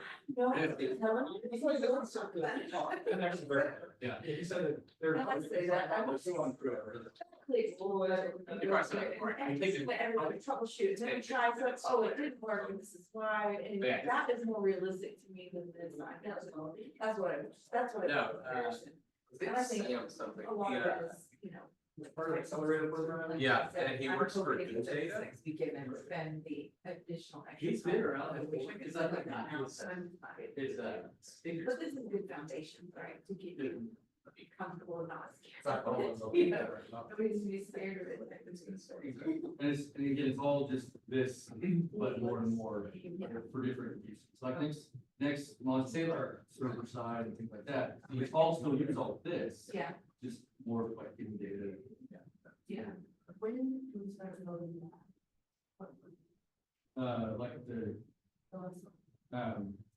Like the, like production The one. owners from Target. Yeah, Capstone, yeah, that'd be. So, yeah, I said that the other day, I was like, I can't think of that C word. Yeah. I've never, honestly, never heard of that before, and I'm sure it's just a matter of exposure, right? Like, I don't know. what the heck. Yeah, it's So not- Target- Yeah, you're just gonna go, He had build with the team. some, he basically built. And perpetuity. I learned about perpetuity this week. I'm like, it's shocking. I don't know any of this stuff this week. I'm like learning so much last week. It's not flipping, so. He said, I heard somebody say perpetuity and I was like, so bad that I feel like I should know this word. I've heard that word. I've heard it. Based on your music quality, right? Spoke. So, Spoke. yeah, I heard that. Yeah, phrase, he- Brett, It was big. all the words getting brought back. I was like, People are getting professional with their words lately. I'm like, no, I think It's like- it's like- I tell my one coworkers from everywhere, you know, and some folks are, you know, well educated compared to me, you know, more what I It call. was. You're gonna have to take, you know, I bought cornbread. He's got, it's not good, yes, metropolitan areas and things like that. It's kind of tough. Or he did some type. I'm thinking about, he's I a just- hundred out of this, what's. yes, yeah, anything that's go home offers you all would have access to specifically for this. There's not, it's, I'm sure there's some online you can get, Yeah. like, Oh, we have like. a certificate of No, completion. no, no, yes, yes, you do get that, but it's. I'm just kidding. Um, Cause I'm trying to start with. He's a founder of that. I think that's- Yeah, and see what's trying to, yeah, and then, Which is. So, I mean, did you make that count? this was always kind of. Yeah, just something. Yeah, the location. Cause he did. Hey, so, do y'all know about the Google certifications through Oklahoma? Yeah, but that, How do you do them? Like, she tried to log in, but it didn't give it to her, does it have to be from Emily or I something? think you have to apply for it. And then, yeah, there should be, there's an application process that you have to go through, because they're not just handing the top. Like, because it's just, if that were the case, people jump on our website all the time to sign up for it. So there's an application process that you have to go through, but, Is it through Oklahoma application process? Yeah. Okay. yeah, because it should have you fill out an application as soon as you jump on the website to apply for that. Yeah, we'll research it a little bit and figure. Yeah, because there's Okay, plenty, and, cause it lets me have a fun. there's plenty of people that have gone through that. I know a lot of the project managers that are involved in technical that like to use that because they have to have certain certifications that are kept up to date annually. So you can use those free. And I know that there's a digital marketing one that's really good. But it should. That'd be a good one, yeah. Actually, yeah, it might not be prompting you to apply because of all the submitted new websites. Oh, yeah. So, Yeah, we'll do. Okay. I was gonna say, as far as web development goes, you know, you don't have to have stuff like the networking people have like Network Plus and all that stuff. Like, we don't have that, but, W3 Schools has their certificate for you go through. There's some on Free Code Camp you can get. And then I think LinkedIn has some stuff. LinkedIn has, yeah, a program. It's a program. I think the professional. You know, there was some, like, something where you like take a little quiz and would say, hey, you passed it. Maybe I don't. But I focus on the other. Oh, maybe just a quiz about. Yeah, it's like a skills thing, maybe a skills a little more than a. certifications don't really apply to software developers, engineers, are gonna call them. The way I've always heard it is cybersecurity is basically a software engineer that requires certifications. It's cybersecurity, you have to have those up to date, like every single year, if you're working with like I mean, you're secure.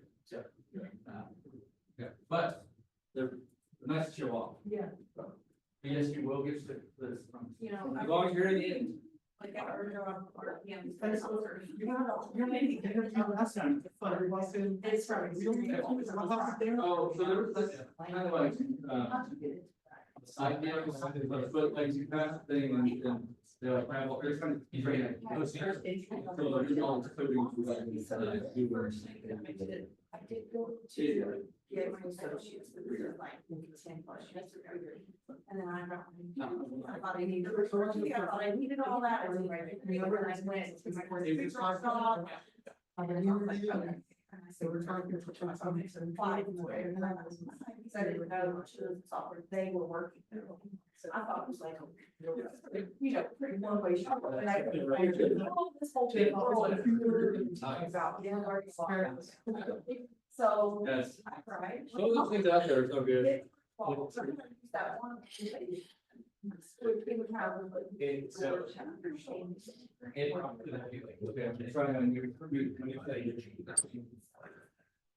That worked. That's much better than yelling. All right, for the coffee shop last week, I know that Derek had y'all do some like discount stuff. Did you, is your menu dynamic? Or is it still just hard coded in the HTML? Hard coded? Okay. I know the cart is dynamic, like when you hit the add cart, it shows up that thing. Okay. So I'm debating, there's two things. What time is it? It's almost noon. Okay. I want to show you some APIs, some web APIs. So I may, but I also want to show you that. I'm trying to think which one we should do first.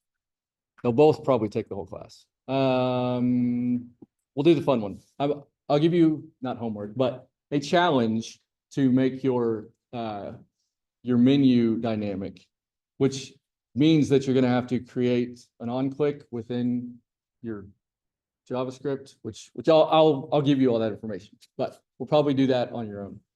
But I want to show you about some web APIs. So what's an API? Application Programming Interface. Yep. So it's just something you can mess with that will give you back either functions to run or some data, something like that. So if we go to, oh, I think I had it. Let's just look. If you do web API.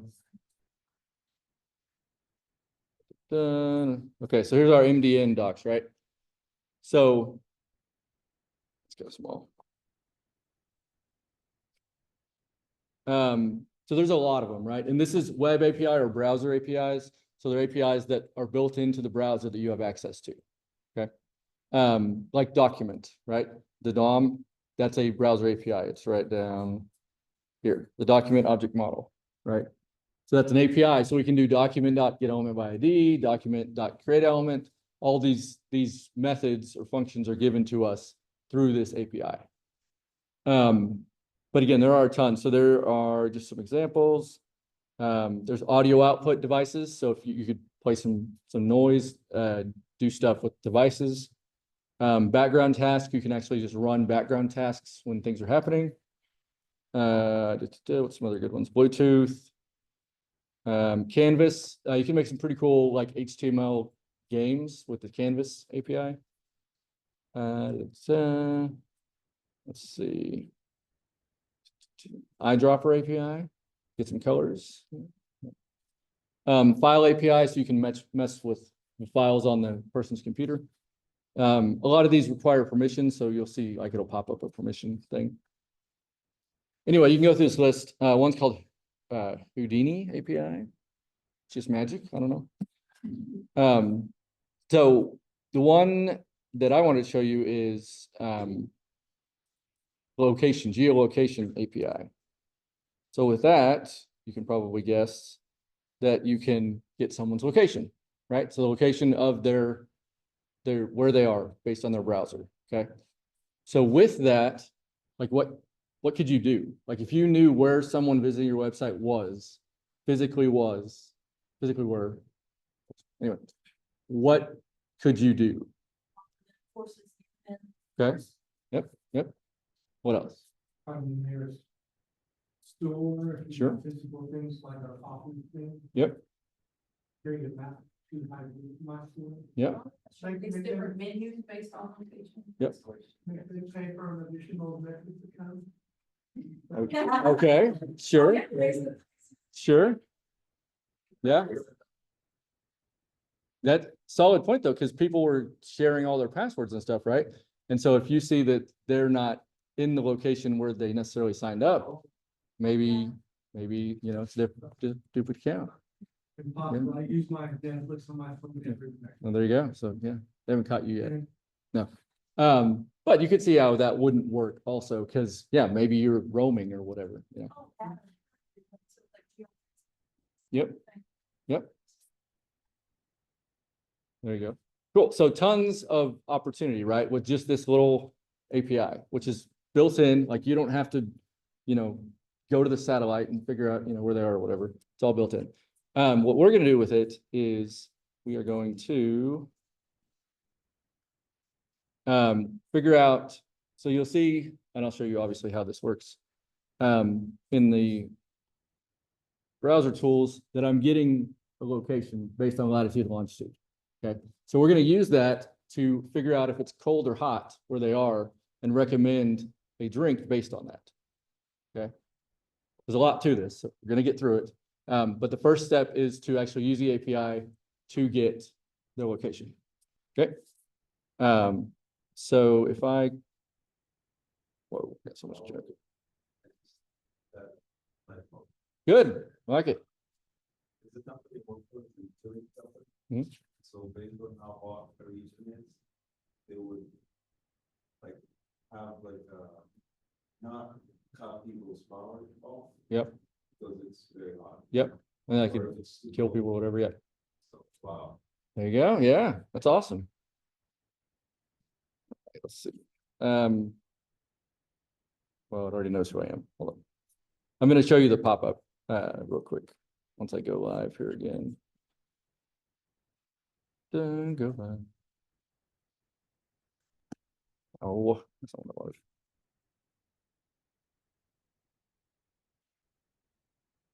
Oh, it helped if I was in the right project. This is not it. Okay. Okay. Doesn't want to close. It's like, no. All right, get out of here. Oh, you won't even minimize? What the heck? Okay.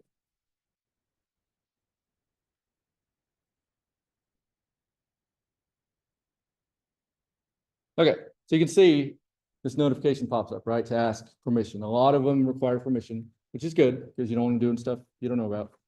And you can allow it or disallow it or allow it just this time. So, all right, cool. So there's nothing on the page yet saying anything about coffee, which we'll get to. But first off, let's just get the API working, right? So in order to do that, we'll go to our code and look at our script, make this much bigger. Okay. Earlier we talked about like, where do you do things? So in a function, right? We don't want anything just hanging out really on a global scope normally. In this case, we do have some things like our user and things just because we were using it. You would not do that for real. When you do the menu later on, imagine like this is coming from a database, right? It's not just going to be hard coded in your JavaScript. But for right now, what we want to do is when the page loads, we want to check their location, right? So in order to do that, it's an event that's going to happen, right? The DOM is going to load. So we could have just called this get location function that we'll talk about in a second. We could have just called this outside of here in the global scope, but it's bad practice, right? We want it would have triggered initially because it is being called at the end of the file, but we want to tell it like what event is triggering that, okay? So on our document, we have a method called add event listener. And there's all sorts of events, right? There's like button clicks and everything else. In this case, the event is called DOM content loaded. So when that DOM gets loaded, we want to then trigger an event. Okay? Or, I'm sorry, when that event happens, we then want to call a function. Okay? When you type in, I think it helps you if you put, oh, that ain't right. Document, add event listener. All right, it's not gonna, it gives you the MDN reference. You could go here and probably see a bunch of different events that happen. Usually the options, the listeners, event type, here we go. So yeah, ton, like all these, like our events that can happen. So you can look that up and see what you need to get. So, but in our case, what we are looking for is the DOM content loader. So when the page loads, we're going to do something. So what we're going to do is we're going to call a function. This is a callback function. You're going to hear that as we go forward. What it means is it is a function that's called back when something happens, in this case, in the event. So when that event happens, we're calling back that function because we want to trigger that function. Okay. Another term, this function doesn't have a name, so it's called an anonymous function. Okay. Because we're using it directly within as a callback, then it's not going to have a name because we're just, it's basically a throwaway function. Think of it like that. So we're going to call it and then we're just done. Like we don't need to save it for later. The functions within this are named functions because we had created them elsewhere, and then we're calling them within here. Okay, so that's kind of a difference there. Don't worry about create menu because y'all can do that on your own. But when it loads, I'm going to call this callback function, which is going to call this get user location. Okay, following that so far, pretty good. If we get there, okay. All right, cool. So above here, I simply like to call my functions underneath where I define them. Doesn't matter again because we have, what's it called? Come on. Hoisting. There we go.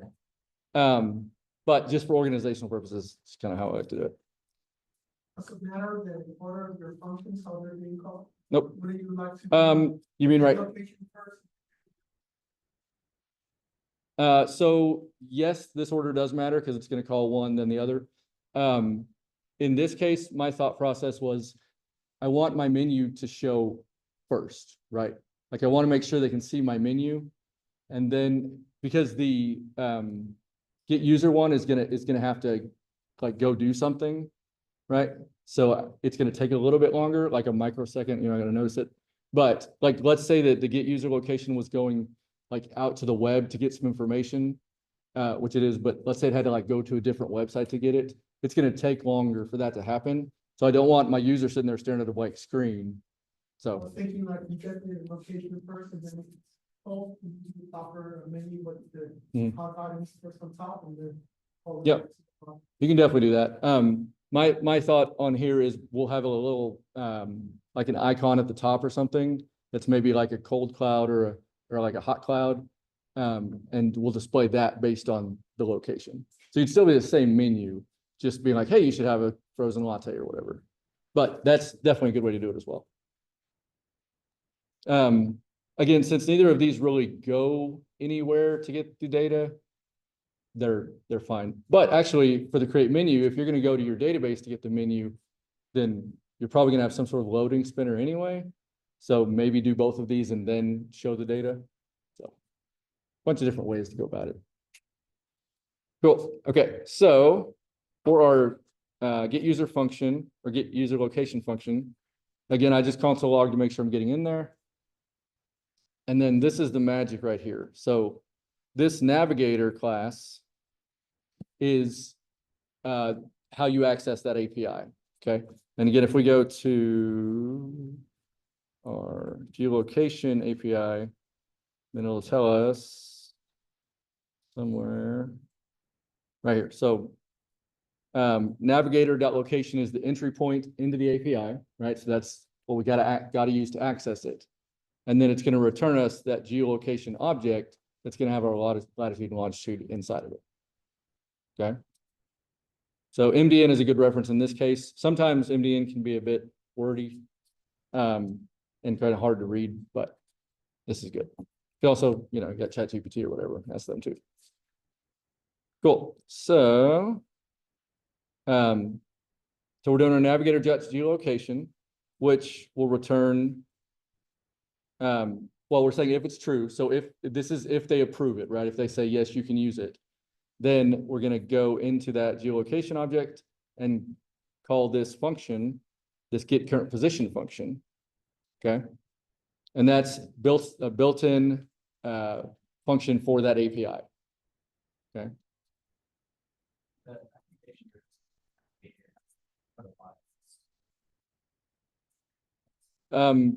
Yeah, so Navigator is a class.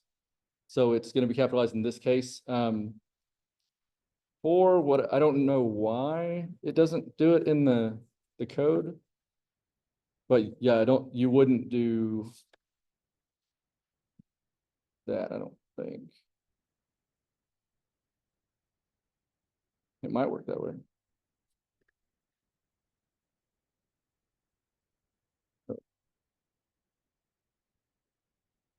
No, we try it. Give it a shot.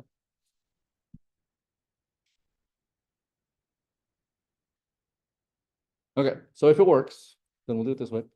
Cool, so yeah, so we're gonna get the current position, and then the current position is going to have a function within it, which would be a callback function, that we're gonna pass the position to that we're getting from this get current position. And then we're gonna take that and look inside of that object to then get position.coordinates.latitude, position.coordinates.longitude, okay?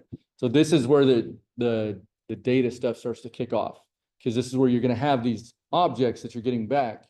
So imagine it's from your database, or it's from an API or whatever, and you're gonna need to get into that to get the specific data that you wanna get, okay? So along the way here, we can console log like what's in these things. So let's do console log position.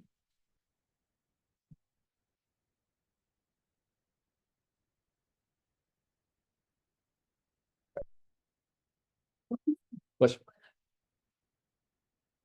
Okay, so far, I know there's a lot of dots here, but this is basically just getting to that method, right, within our navigator.geolocation. So it's just getting that function so we can then call it. Okay. Cool. All right, so let's log this position. So again, on the document content load, it's going to call our user location. Okay, so as soon as the page loads, it's going to trigger that function. Okay. So when I do a refresh here, we can look at our console. I don't know why I got an error. Geocase not supported by this browser. Yes, it is.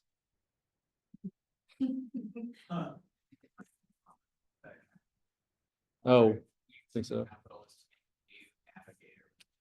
Oh, I bet you're right.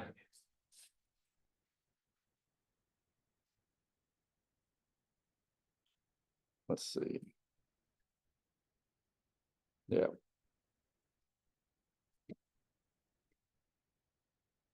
Yeah, I think you're right. So, but it's weird because like math.4 we capitalized M. True, I guess you could do like Mhm. class. Right. Yeah. All right. In this case, we're using a little n. Yeah. All right, cool. So you can see over here that we were logging position, right, which is giving us this object that's got coordinates and a timestamp, right?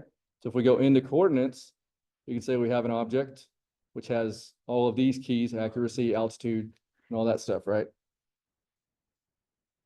that make sense? So I'll draw that out.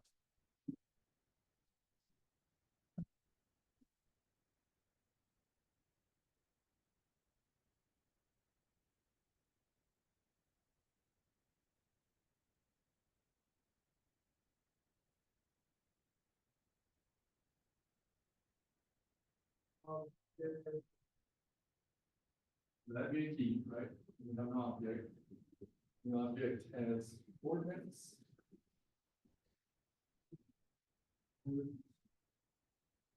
Object.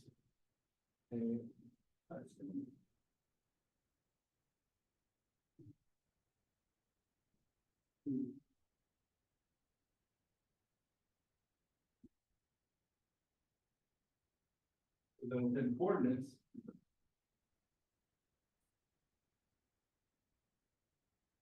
We have an object. And a bunch of stuff.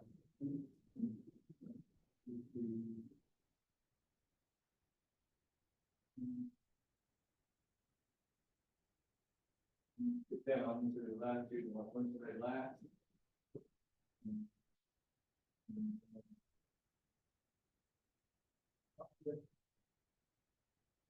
Okay.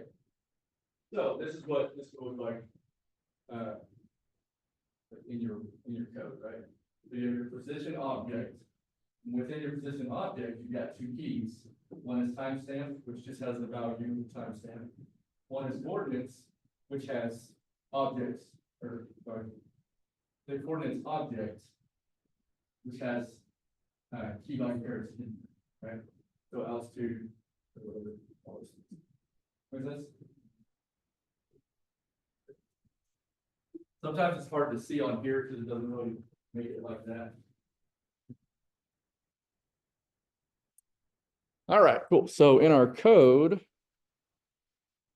we are trying to get to, for our latitude, we need to go position, because that's the main object, dot coordinates, the chords, right? And then that's an object to dot latitude, right? So we're going position, which is this whole thing, chords, and then latitude to get the latitude. Make sense? Cool. Okay. And then same thing for longitude. We're going position, chords, longitude. So position, chords, longitude. Cool. All right. So now that we have those two things, we know where they are. Now we want to figure out what the weather is, right? So in order to do that, we need to use a different API. And this is not a browser API. This is just an API that you can go to. That's a weather API. So kind of like the Pokemon API we saw, this one is just about weather. You have to have an API key for this. It is free, but I won't make you guys go get one. I need to get one for myself. I have one somewhere, but I'll put this website out for y'all so you can see this as well. Their documentation is a little strange, but if you click on API up there, then it should take you to the same page I'm on. And there's different things. If you scroll down a little bit here, there's different things you can get. Current weather, hourly forecast, things like that. We just want the current weather data. So I'm going to click on this API doc here. And this shows you what your API call needs to look like. Okay. And then the different parameters that you can pass in to get different data back. Okay. So this looks kind of like a website URL, right? Because it is. And you're passing that to them with these parameters. You'll see lat and long and then API key in orange. So you'll provide those things and then it will send you back something, right? Probably an object. So if we scroll down here, it's going to say API response, and that's going to be in JSON. You may remember what JSON is. Besides the little squishy JSON. JavaScript object notation. So it's just a format that is used a lot when passing data around. And it's just a big object. That's all it is a giant object. It can have arrays in it. It can have strings. It can have numbers. It can have booleans. But it's just an object with a lot of stuff inside. So in this case, you can see that we're going to get this big old thing back. And it's got a lot of stuff inside. So it has chord, latitude and longitude. Okay. It has weather, so it shows different main rain. So I guess it's going to rain. And then temperatures, which is what we're mostly concerned with. Visibility, wind speed, things like that. So think about like air traffic controllers. like, and pilots, when they're filing their flight plans, like, they didn't know a lot about the weather, right? And so they're probably using something like this. Obviously, they're probably not coding it out, but whatever they're using, somebody is probably bouncing off here to get weather data. There's a ton of other ones as well, but this one's free, so. Okay, so now how do we do this? Like, how do we got this URL, you know, we're gonna have an API key. Okay, now what? Like, what do we do? So what we do is, let me actually sign in, get my API key real quick. I don't know if I remember my password. Let's see, I have to make a new account.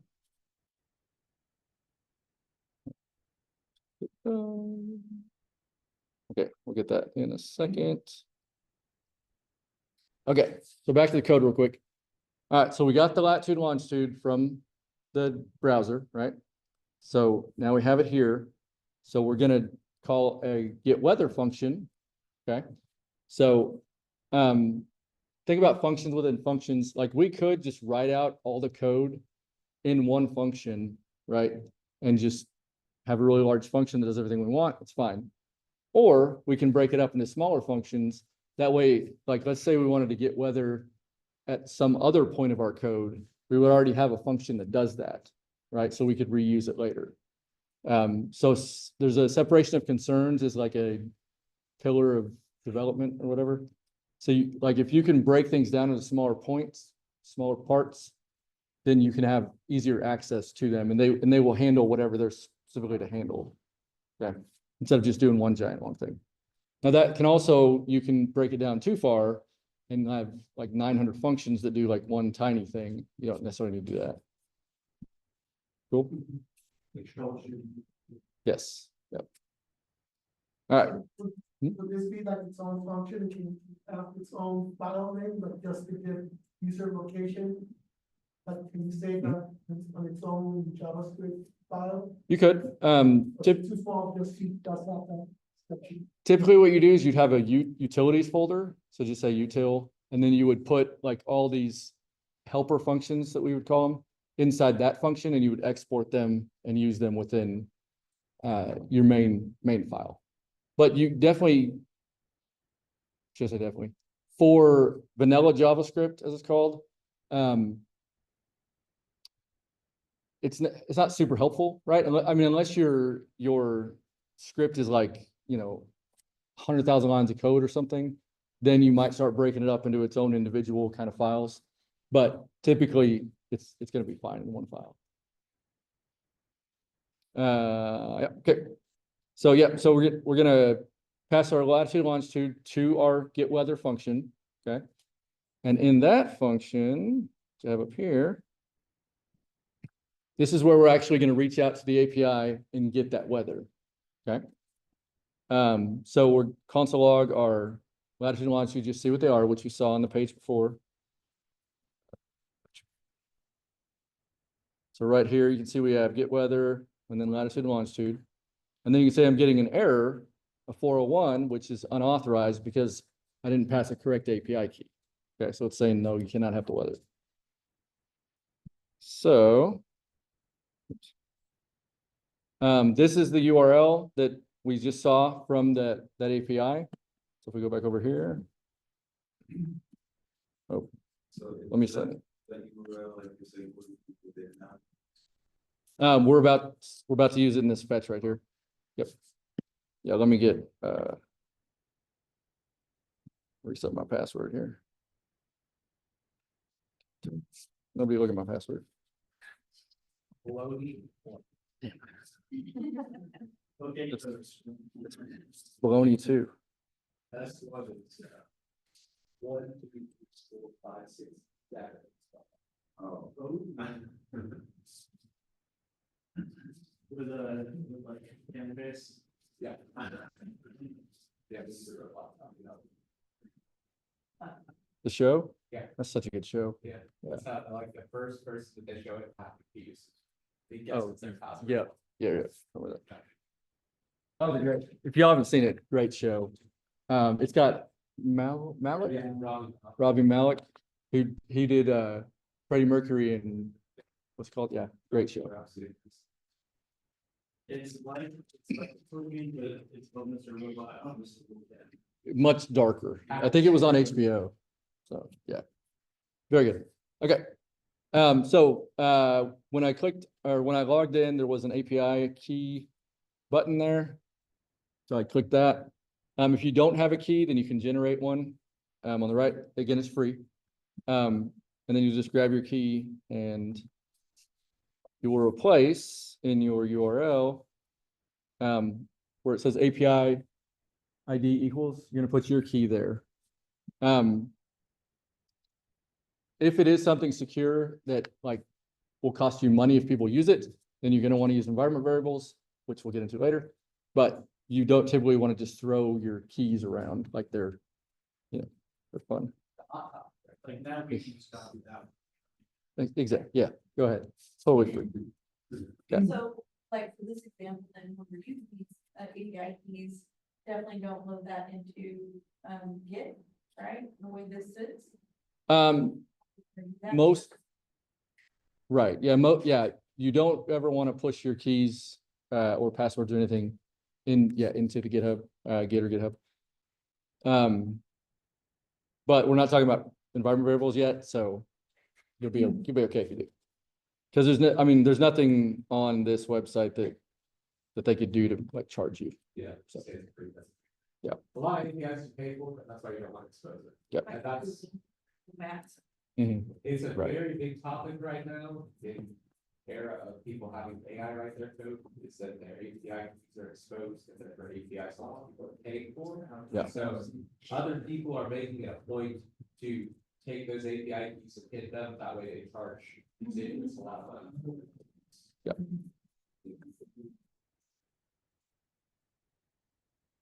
The Pokemon API is also free, so if you mess with that, it's fine too. Okay, so you can see again, this is the call that we're going to be making, okay? And you can see that it says API ID equals and then your API key. You don't need brackets around it. That's just showing you on here what it looks like. So Does the key expire, like on that example, or is it usable for as long as you want to stop? this one, I don't think this one expires I think it depends. I think some of them do, because I remember, on here. nah, I don't think this. one does. Yeah, there are definitely keys that expire, yes. But since this one's free, I don't think they keep track. But yeah, if like at work, we use Mailgun for emailing and something else, I don't remember, for text messaging, like the text message patients and stuff. And those keys, yeah, they rotate. So you have to, they'll say your key will expire in 3 days, make a new one or whatever. So, which, just to jump on that, they, when you are going to production, your API keys are kept in environment variables. So like Google Cloud, you will put them in when you're creating your containers, and then it'll take those keys and use them in the code. That way you don't have it in the code. And when it changes, you got to go and actually redeploy your whole site. You can just go and change your keys. So, okay. Cool. So, all right. So, yep. So we have this URL now. We have our latitude is coming from the variable, right? That we got in our code down here that we're passing in here. So that's our latitude, which is going into get weather as a parameter of latitude, just same name. And then that we're passing into the URL there, right? This is not doing anything. This is just setting the URL up. Okay. And just storing it in the weather URL variable. So same thing with longitude, got it here. And then API key, I'm just throwing in. You could make a variable, in our case, API key, put it in there. It's fine. Good on that so far? I know this is a lot of stuff, but it's really cool. Okay. All right, so now a new API for you, the Fetch API. This is a built-in JavaScript function or method for fetch. You used to have to bring in a package. You could use like Axios or other things to do this, but now it's built into JavaScript. What Fetch does is Fetch is going to go to URL and try to get you data back, right? You can also use it to like put stuff in your database or things like that. But anytime you need to go outside of your code to do something, you can use fetch for that. Okay? So fetch requires one thing, and that's your URL. Okay? So our weather URL is stored again in this weather URL variable. So that's this whole guy. So we're passing this guy in. So fetch is going to go out to that API and say, can you give me some stuff, please? And if it does, it's going to give us a response. Okay. Dot then is the method on fetch. So if you think about dot then, like you're doing something and then what, right? So you're saying, all right, go get this, whatever you can get at this URL. Then you're going to look at the response. The response is going to be a response object that's going to have your status code and things. We can actually console log that. But it'll tell you whether or not the fetch was successful. And if it did error, like what error code are you getting? Like why didn't it work? This is also kind of a preview of what we're going to do next module when we're talking about servers and things like that. So yeah, it's going to get something back. Once it gets it back, if it's good, then it's going to try to turn it into JSON so we can actually read the data from it. Okay.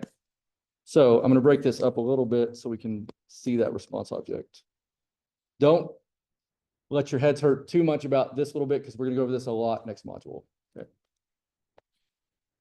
What am I doing?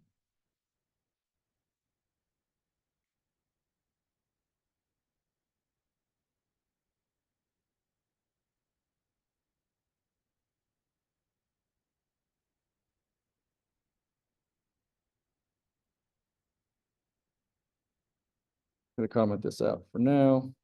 Oh. Get my parentheses. Okay.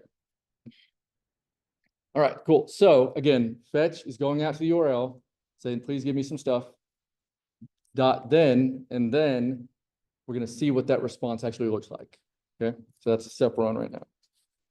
So, that's not what. So we refresh. Then you can see this is the response object we're getting back. Okay. So it's giving us a body, which we can't see, just 3 dots. We can click on it, it'll show it to us. It's giving us some headers saying okay is true, which is good. Status is 200, which is okay. Speaking side note, 200 okay, conference coming up in May. You should all go. There are super cheap student tickets. It's the second largest developer conference we do, and I don't know if it's more focused on, I don't know. Anyway, that and Thunder Plains are the big ones. This one's in Tulsa. It's at Atlas School. It's really cool. Good time. It's in May. Definitely go. Okay. The name of it comes from this, from 200 okay. Okay. This is the success response that you get when you do a fetch. Okay. So you see that. And then you can get a cool t-shirt that says it on there. Okay. Cool. And then it shows you the URL that you actually went to get. So we can check our status and see, a lot of times you can do response.okay. If that is true, then you're good. You can check this. You could say response.status equals 200. A couple ways to do it, but basically you want to make sure that you got a good status back, right? If we messed up our URL, let's say we just deleted that, and then we tried it. Well, yes, but it just got mad at me and didn't give me it back at all. Oh, because it's blocked by CORS. Okay. Don't worry about that. But yeah, 404. So here we can see a 404, right? Normally you'll get a response back as well that would say, 404 false on status and all this stuff. Well, I guess that's if it's a good URL. Let's see if it's a good URL, but we pass the wrong key. Maybe it'll give us. Oops. Yeah, here we go. Okay. There you go. So status actually 401 unauthorized because we gave it the wrong key. If it was just a bad URL, it would have been 404. So yeah, you could check this. So if you said, is if status dot okay, if it was false, then you could return or whatever, tell your user, hey, wrong key or whatever it is. So when I had the diagram at the beginning of all of this, and it had, the user and the server and all that stuff, like this is where all that magic's happening, right? Because you're the client user using this, and then you're trying to reach out and do stuff. This is where really all the good stuff and the fun comes in. Okay. Everybody tracking so far? Good. Sweet. Okay. Cool. So, if I'm gonna add another dot then, since we're just console logging there. So, and this is chaining, right? So you can chain as many dot thens as you need to together. Yeah, there's not a limit. So good. So now, we're getting back our, actually strike that. I'm gonna do it in here where it was before, just so not making confusion. So if it's good, so let's say if response dot okay, right? Because that was one of our objects, or one of our keys was okay. So if it's true, then we want to actually try to turn it into JSON. Because if it's not true, then we're not going to have anything to turn into JSON, right?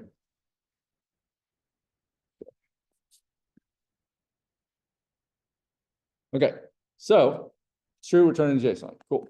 So then let's log. So data is what's going to be brought back in our next then, right? So whatever's returned from inside the then is what you're going to access on the next one. Okay, so it's kind of like functions are just kind of like calling each other and passing their parameters around. Okay, so let's console log data, see what that looks like.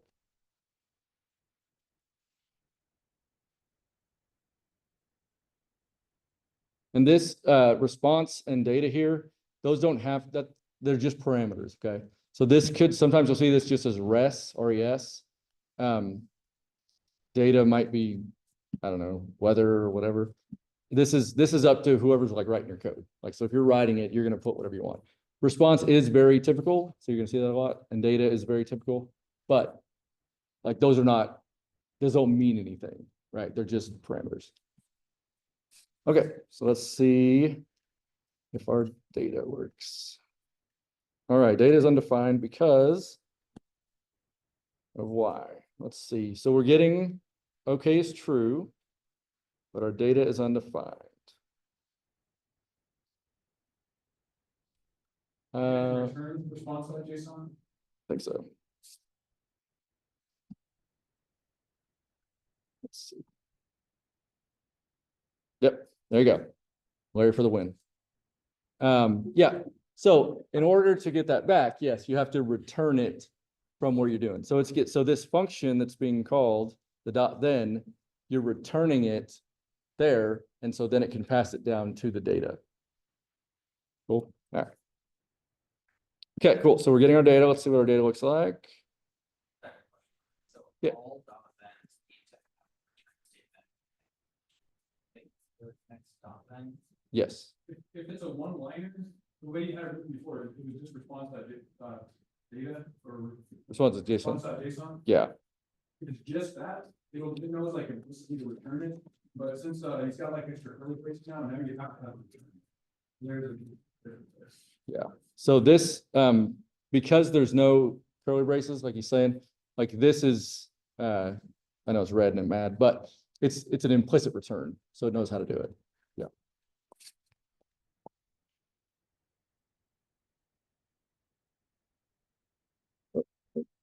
Okay. All right. So our data is, this should look familiar. It's exactly what was on that API website, right? Just showing you in the console kind of way instead of broken out into all the little curly brackets. So if we go back over here, this is what we're seeing. All that jazz. Cool. So now we can say, okay, we want to know what the temperature is, right?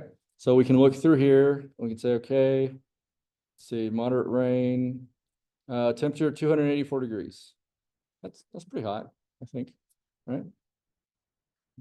No, no, hold on, okay. So obviously that's probably not in Fahrenheit, so we probably have to convert it.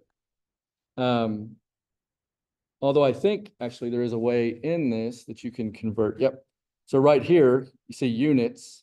So we could pass units as a parameter, just like we pass latitude, longitude in the API key, and get back data in a different way, right?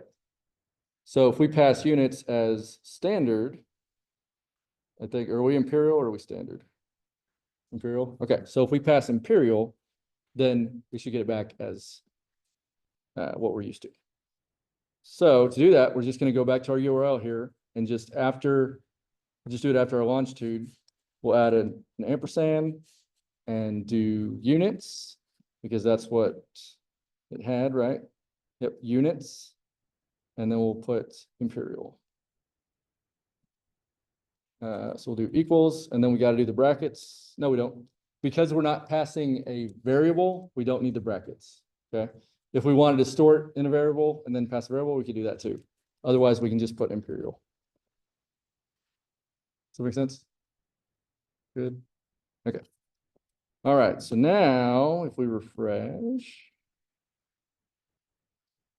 our data, so that was under main, and then feels like 75. That sounds better. And obviously the latitude and longitude is for here because that's where I'm standing, right? So I think it's was it 77. So pretty close. So it feels like oh, they're the same. Okay.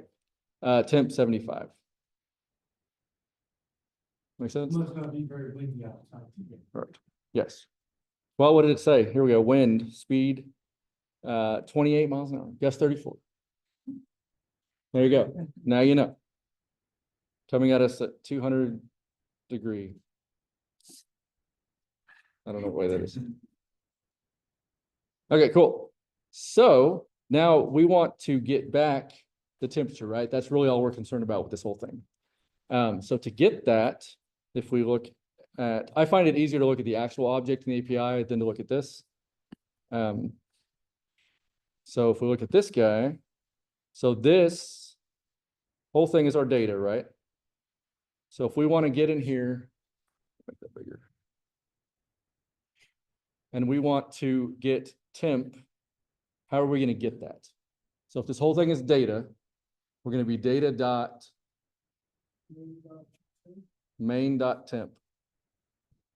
So we'll go down to the first main right here, right? So data dot main and then dot temp because it's an object. Does that make sense? Cool. All right. So let's go back to our code. And it already has it right here. It's giving me too much stuff. Get out of here. I'm gonna get rid of this other stuff that I don't need. Go away. Okay, so here we go. Temp. Data dot main dot temp, right? So we'll go ahead and console log that. Just to make sure.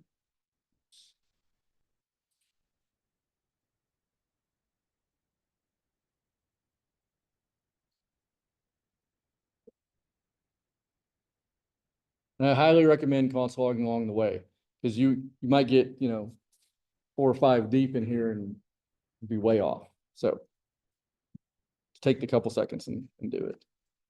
All right, cool. Here we go. Temp 75. Sweet. So we are getting our temp.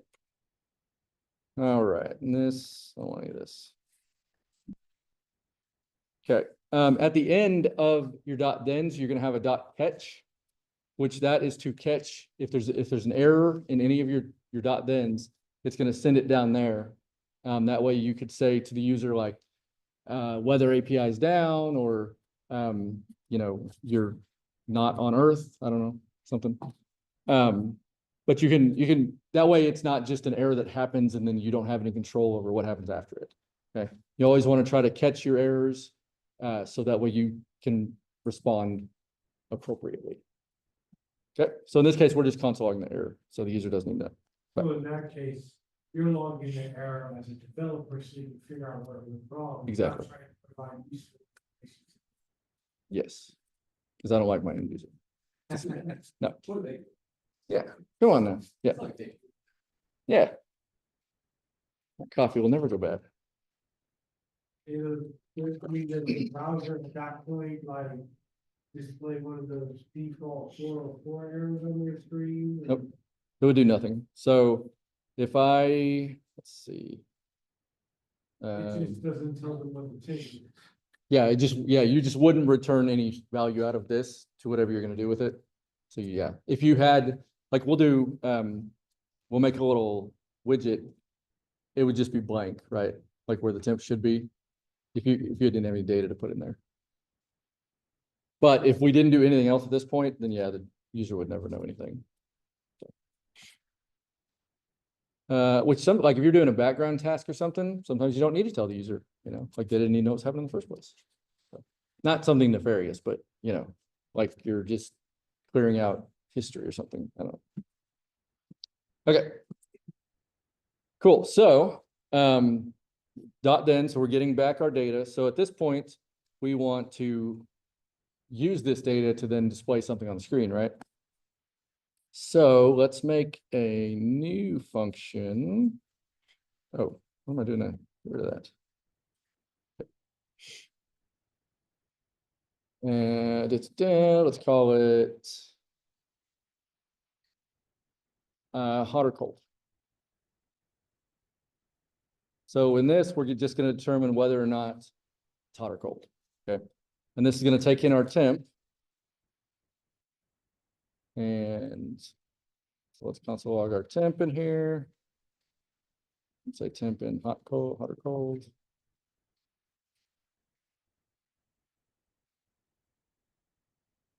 Okay, so let's just do that. So I'm going to call this within my get weather function after it gets the weather.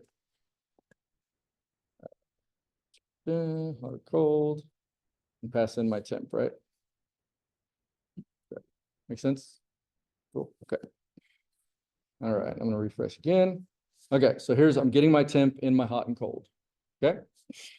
So now I have to determine what's hot or cold, right? I mean, it could be relative. In this case, we'll use, let's just say over 60 is hot, maybe over 70. Over 70 is hot. So how would I check if, well, I'm about to say it out loud. How would I check that?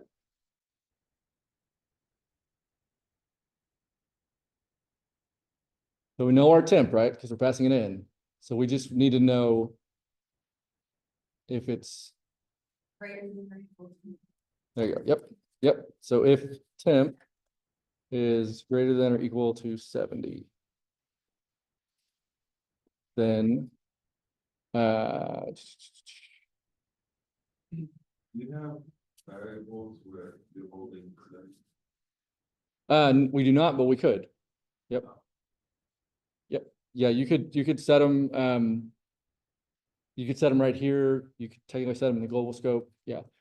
And maybe you would want that different on different regions. Like maybe people in Alaska think, above 70 is like death. I don't know. So yeah, you definitely could. In our case, we'll just hard code it right there. Okay, so if it's above 70, then we want to, let's say, suggest a cold beverage. And then else, so if it's below 70, then suggest a hot beverage, right? This is not technically pseudo coding, but kind of getting your ideas out there, like in comments to say, all right, I want this to do this. If this happens, blah, blah. It's very helpful. I find it's very helpful. Because then I'm not like just staring at the if statement saying, what am I doing? It's good to get out there. Okay. Cool.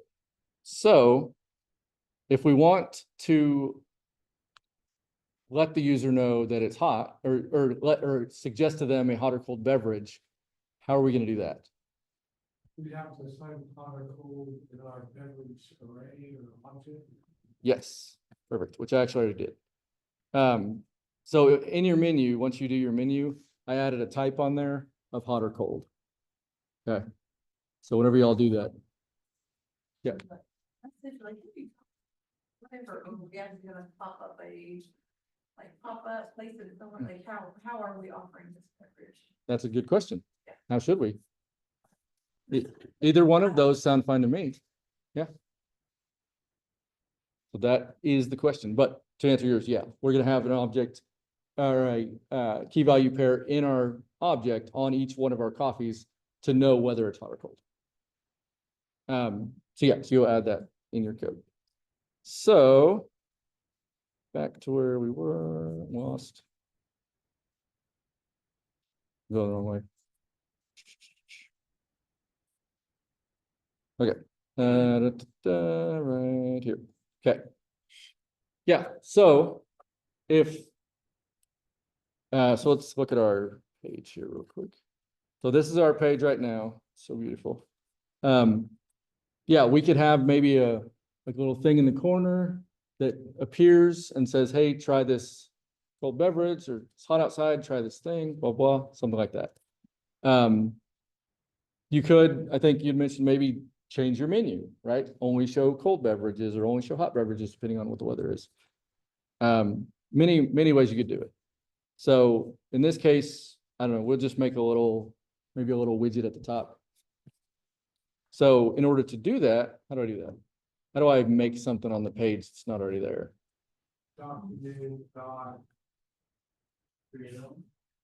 Okay. So if we do it in the if else statement, we're going to have to make two of them, right? One for hot and one for cold. We may not need a function in this case, but we could make an element outside of here and then just change what it says based on hot or cold. You could do that. Yep. Yep. So let's create an element. So we'll call this our temp element. And so how do you do that again? Just create an element. Create element. Okay. Create element, and we'll make it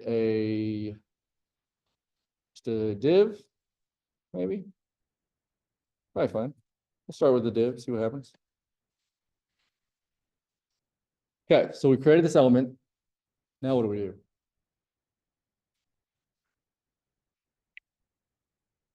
So we just have it like over here, right? Here's our website, our element's created. But we need to put it over there on the website. What? No.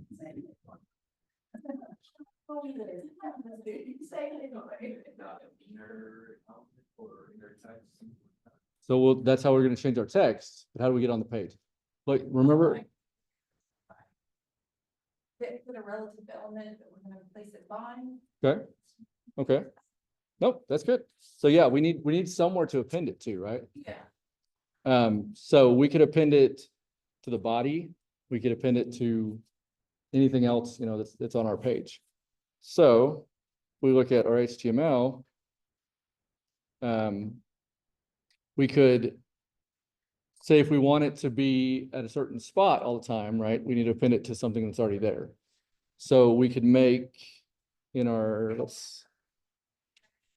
Above the shop part, like, don't forget your. Over here.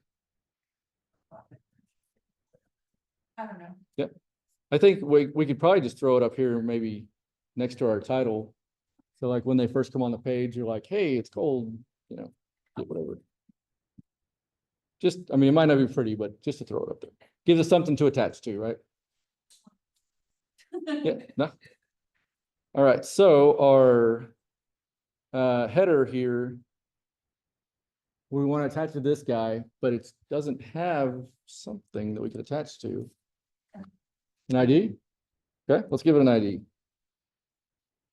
We'll just But if call. it was the only page one on the Mhm. page, you could still probably. Yes. Yeah, you could create it or attach it to that. IDs obviously are much more, Yeah. I was just curious. Yeah. Typically, most cases, people can have one. Yeah. So I'm gonna call this, I'm just gonna call this header. Yes, fine. Okay. Okay, so now. No, so since that's just an element, it doesn't matter. This is an ID. So, I mean, it's probably semantically not the best. I mean, we can change it. We'll call it, I don't know whether,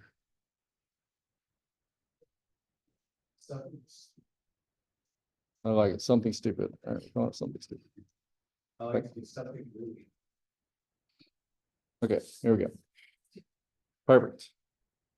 Okay, so to attach it to that, we need to get access to that, right? Okay. There we go. I like it. Something stupid element.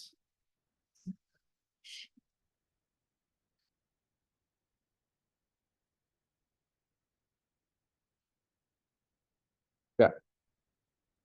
Cool. So now we have that element. I'm not going to log it, but you could if you wanted to. So we have it. We've created our new element here. And now we want to append it. There you go. So how would we do that? Pin child. Yep. We do that. What's the first thing we put?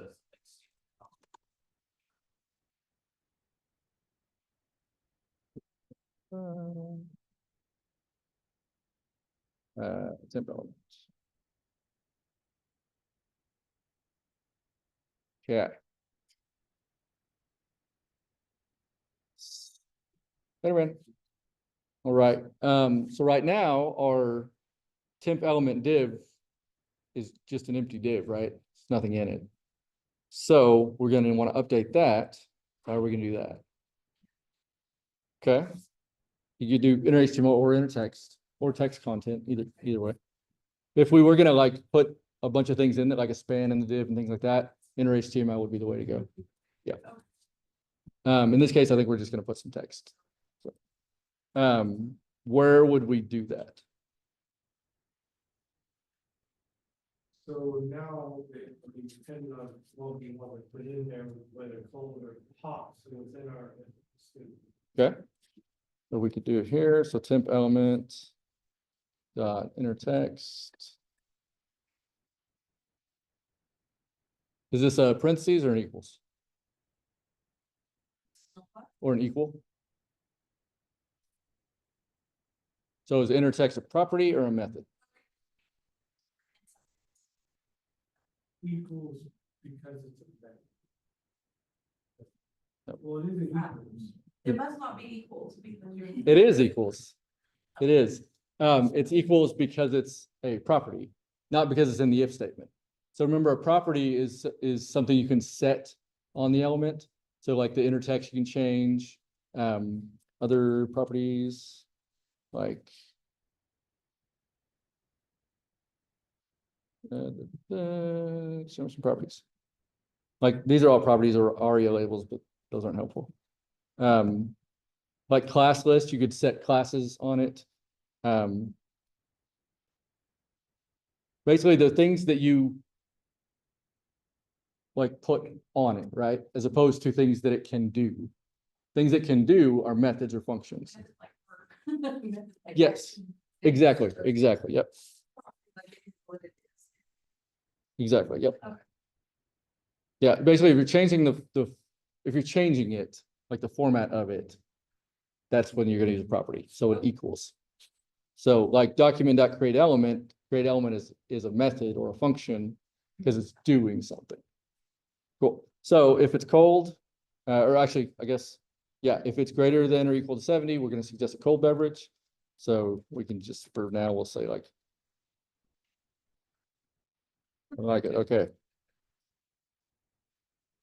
Don't you cool off with a cold beverage. Okay, it's very generic right now, but it's okay. And then, so on else, we'll do the same thing, right? We'll just say something about being hot. Inner text. And it's, oh.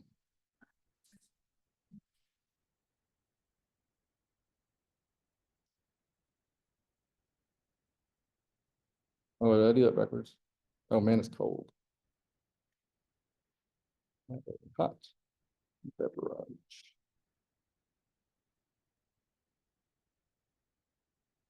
Okay. Oh, I have an error. I got an error.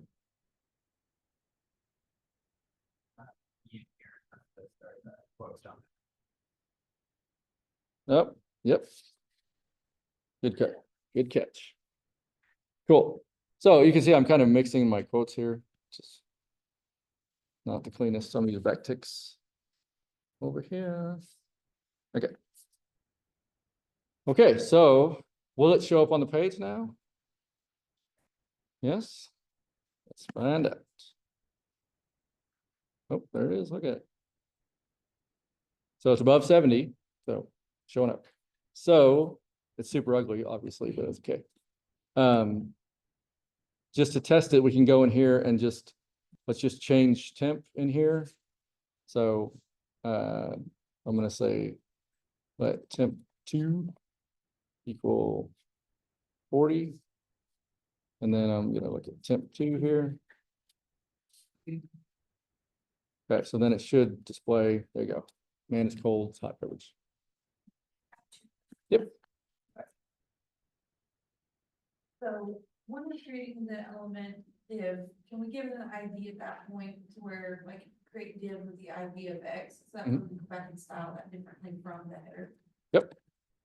How Yep. we're gonna do that. So let me. So we have now this element, so it's just like every other element, right? So you can do temp element. So you have a separate line, we do it all in. You could, like, you definitely could. I don't like to do that because it makes more sense to me to go, you know, but you can definitely daisy chain those together. But yeah, do temp element dot add. Oh. How would you give it an ID?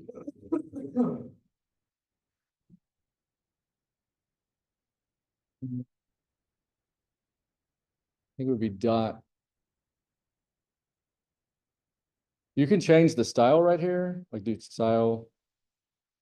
I don't know what the, Color styles and CSS sheet. Wanna do. right.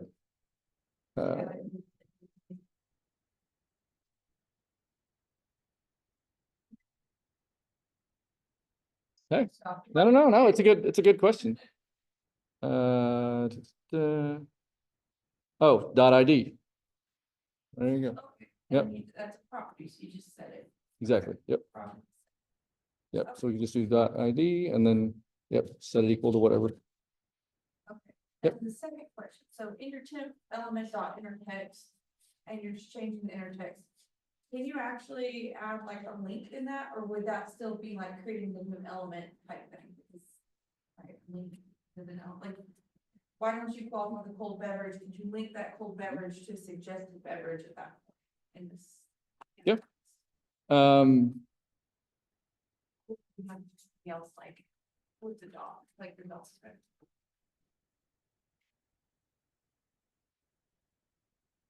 So you would do,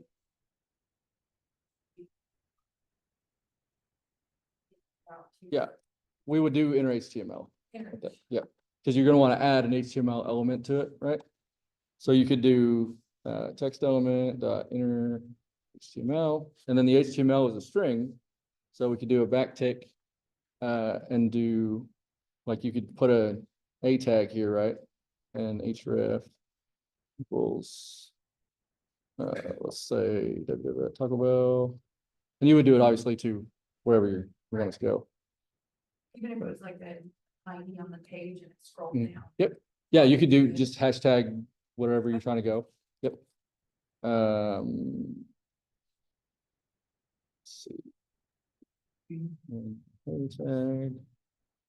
Like this ending, so try this out. Let's try that, see what it looks like. If I broke it, then, yeah, there you go. There you go. Oh, that's fun. Try to go to localhost TacoBell.com. Okay, so I also kind of had some thoughts about where we're trying to go with this there, so rather than say, hey, why don't we try to hold them or something general? Mhm. We want to actually recommend one of those beverages. Yep. So you'd have to create a new array of cold items or original array, and then randomly select one and say, here, try this one. And then, of course, you can probably add the functionality of where if they click it in there and activates the button we've already created to add it to our Yep. cart. Yep. Yeah, so we can, it's so, but it's all stuff that you've done, right? It's all just gotta take those pieces and just put it together. So since our cart is global, I'm not our cart, I'm sorry, our menu is global. So we have access to our menu, right?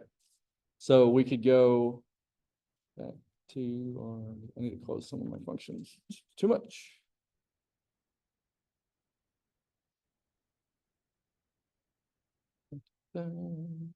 Phase. Okay. Yeah, so if it is above 70, so we know it's hot, we want to just get our hot beverages, right? Because that's what we want to recommend. So we could add a loop through our beverages, see which ones are hot, and then recommend that. So we'll just do a for loop. And let's leave it as index. So array is going to change to the name of our array, right? Which is menu.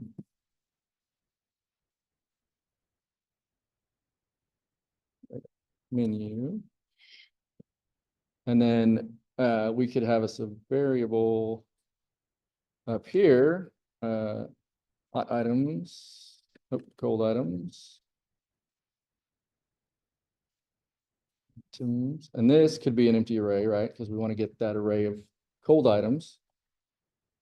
And then we can go through here and say if menu. So how would we get to that? To check out that type menu.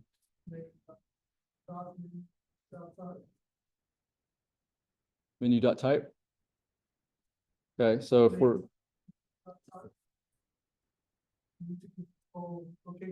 nope. So in an object, yep. We need the iterator, but in an object, this is like all these are separate.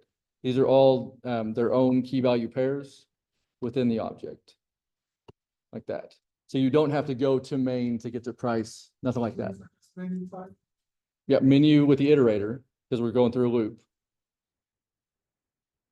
So where'd I go? Yeah, menu at index and then dot type equals hot, right? So that'll get us there. So in the menu array, at whatever index position we're at, if it is hot, we want to get that. Are we? Did I do it backwards again? I sure did. Okay. If it's cold, all right. Okay. Make sense though? Okay. All right. So if it is cold, then we want to put it in this cold items array. How do we do that? Dot push. Okay.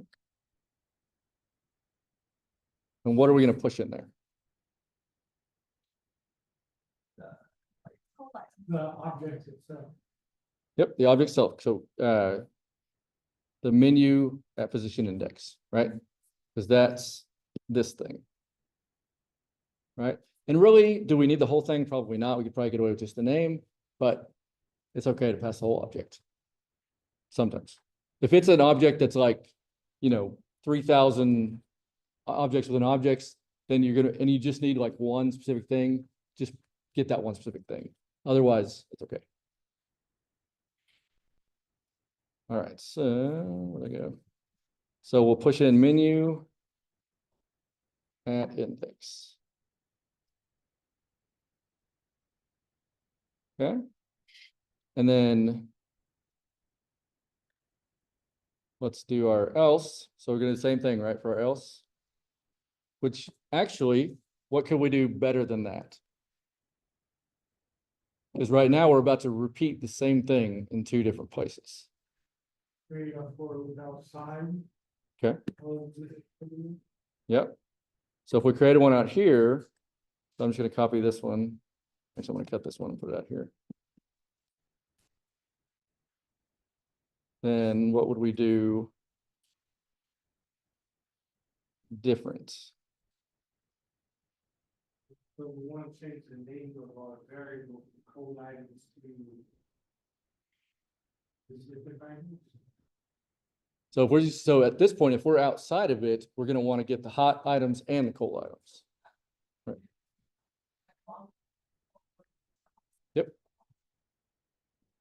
Yep. So we know how far we're going, because we know how long the array is. So we'll be in a for loop. So, but we'll just make two arrays, right? So we'll just have a hot items and a cold items array. So that way, as we go through, we can then, if it's cold, put it here. If it's hot, put it here. Until we're done with the array.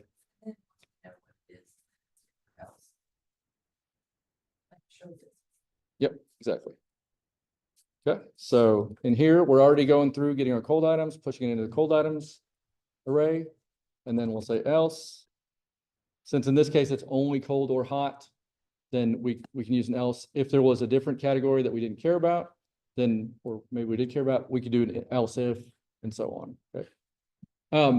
Side note, switch statements. How do y'all feel about those? I like to say this, but with a limited amount of things, it's probably There's some- necessary in this case. You can Yep. use. Sometimes you can.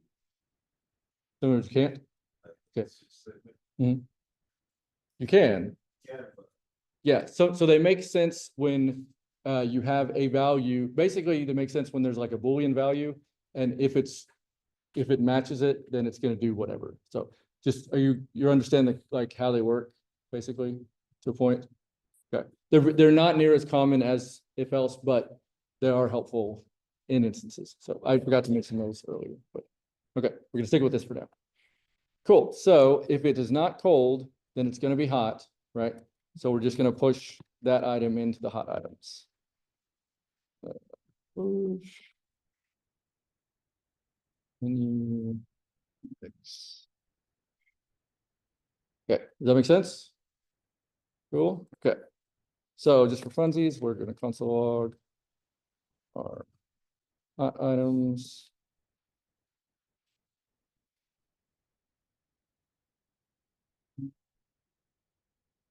Cold items.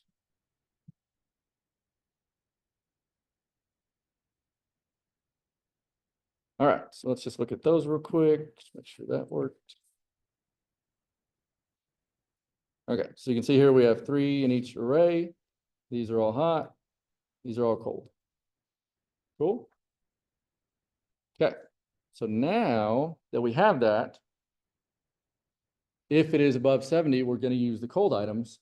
So we want to, I guess, like Robert was saying, we'll randomly select one of the cold items to then display. Okay. So in order to randomly select, we're going to need a random number, right? So we can use math.random for that. And math.for, I always forget. It's outside. Yeah.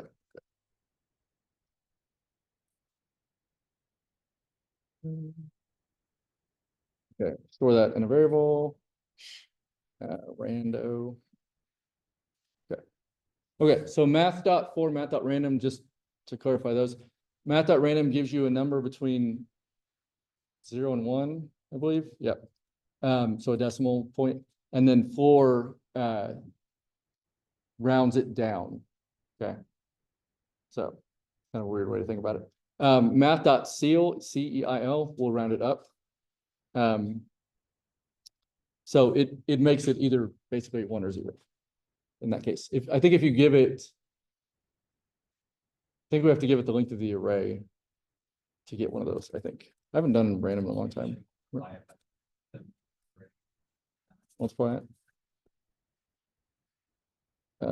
What's our array is? Well, our array is 3 in this case, but we'll do hot items that way. Oh, Cole Adams.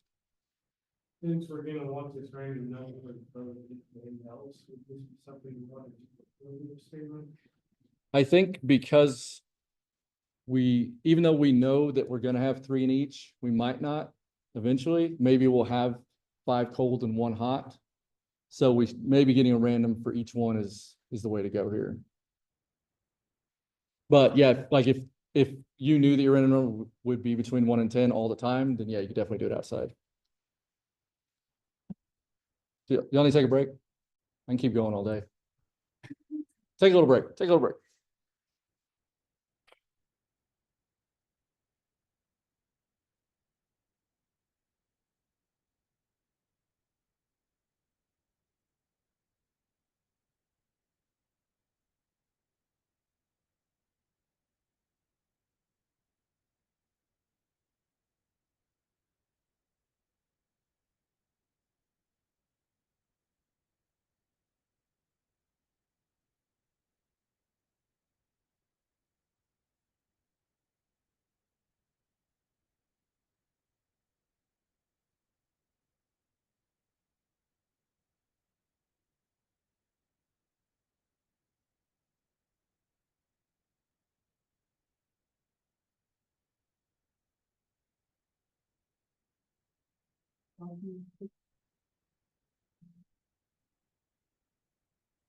Want to see this or the actual site? That's not, but you wanna do some other exclamation mark, the little flashing one, then put it next to whatever is hot or cold, just, you know, to make it. Like, I recommend the cold beverage and then put the exclamation mark on the other. Cold beverage. Yep, that'd be good. I missed that one. Last year I did one where I had a little cloud in the corner and it would be either like a red, like fiery looking cloud or like a blue frozen looking cloud. To show if it's cold or hot. Yeah. And I display the temperature, which we could do that too. We could display like what temperature is. Yeah. Yeah, APIs are cool because you get like all this data that you can just do all sorts of stuff with. Yeah, actually. What y'all doing? Sorry. We got the innovation. The OSU building, We're just. like, right there, You're the OSU building. Yeah, it's OSU. To the right of it. Yeah. Yeah, that's. Purple and blue. Yeah, yeah, right behind there, it's like, it's not 12 stories like that, but it's super nice. Okay. And apparently, it's just like. Innovation lab. So, what do they do there? Yeah, it's kind of like. It's like, it's basically, like, they have Yeah. a working space, they have offices. I drive Or Yeah, like they got meeting little rooms that rooms, you can yeah. use. It's gonna be an event center too. I actually applaud you for not, I think it's better. Yeah. Yeah. This They week like I'm gonna- combine, you know, the web desk, copy code. Oh, yeah. Basically, I think I saw the picture of that. Yeah. It is compared to this. Yeah, we wanna, like, we're trying to create a relationship with them. Like, we can call it a cold night fair and. Well, we can call it, it's, and Yeah. are we us? I think. Give more. Good, I mean. Yeah. You know what, you're- Oh, you're- I mean, sometimes they're. Sure, talks, I mean, like, you should stream that. Yeah. I use like colors in my solar, whatever, use it. We're trying to figure out how we can. Like, take a whole live stream, just like, and then use it for illustration. I would hope that, because I think it'll be a good conference. It's so. Because I want to do it. I'm not gonna, I don't know about Mars. Yeah, if you want to. Because I've been thinking about just buying that, just like, and then like people, like just rotating. Oh, yeah. Like their user groups. Cause I felt. Oh, man, no, I don't understand. I felt like a mini Yeah, camera. me too. That's what I was saying. It's better. It's for when like you're blogs, together. even if people use it for Like this. all types of content creation, but it's really good. Oh, right, yeah. Nobody's like. So I thought about getting that for this. Yeah, This is like, hey, this is the information. that's right. So it's. Did they go, there's a guy, Wait. very hot, a little bit of hands-on, we talk together. It's all my side. My questions today. But if, I mean, most of the stuff that we do solve. Fine. That's, Yeah, exactly. that's why Yeah. I wouldn't mind buying it, buying, I'll be excited. making it like. Oh, yeah. What it does for him. If the other person. He's doing the sounded good, following, you know. Yeah. Oh, I see. Oh. Someone else. And back in the day, you get lost. Even though it's split up the house. Probably we're gonna do it today, it's a little bit better. Yeah, you kind of look at the elements. I'm catching that. Fast, but I know it's not in In a tech. Well, you're not like she codes, you don't think catch me kids. Yeah. Yeah. Right, we get like, I do, so. It's like. My website. It's is your- Usually spend Clear my about- code and then I put it in school, then to see if anything happens, and then what's the working on it. It's still. Yeah. Went through one. And then that gets stuff. See. Yeah. Because if you can't, it's like that, right? That. That's why I say. That's it. I was like, I said it for me to now, like. a lot of things, Yes. And then. That's what I'm gonna go back through is comment the code out of the class, but like, okay, this is code, okay, and be able to read. Right, it's like that, dude. That's gonna be huge. And then I also like, I don't. There, when classes around, the memorial, over there, we can't switch to this place. Yeah. I don't realize that, and so it wants coming to speak. When I did, Yeah. So it's good. Oh, yeah, maybe because at the bottom of the. It's or today. towards the I don't know if you middle of noticed the on my code, feed, you're looking like I was coming for out it that matches. southbound, yeah. coming up north, and today's like, they're having an event at. Also, the other Weird thing, Farms, and I think, Tulip? No, I was out. Yeah, it's like up through here, it's like really busy. So I can imagine how crazy. So I added like. the days on it. Can actually see it. And that it's 30th anniversary of the coffee. Yeah. So he's, I guess he gets. speak at them. Yeah. So. because some sense of all, I'm sure that's- Oh, yeah. Oh, I mean, it's gonna be. You know? Yeah. It's not that- Somebody teach that other thing when you say. You know, I don't know. Oh, yeah. I'm trying to like- They did, got back to the price and I sent it to them. I get lost. Yeah. So that becomes- It's probably. So that's. $60. I was hoping to get to it, Brian was showing me hers. Makes sense to me, like.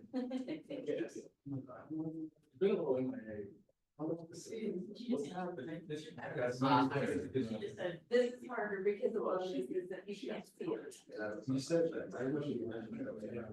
But I don't, definitely don't get that. And I'm like, oh, what's circle? And you're like, oh, there. I think it's- But like, you know, like, this, collaborating in it, and then you're like, oh, there. Yeah. Yeah.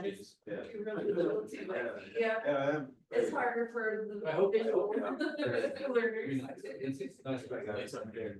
I wanna see that. And then I like how. we- Like, The humorous, though, this is We showed up. very much for the humorous, They it's have the brain. A full cafe. I can do this. Yeah. And as long as you make a hundred, think of it as $10. Like, they did the parking there a lot in the garage. We didn't park down there. You did? Yeah. Yeah. Me I too.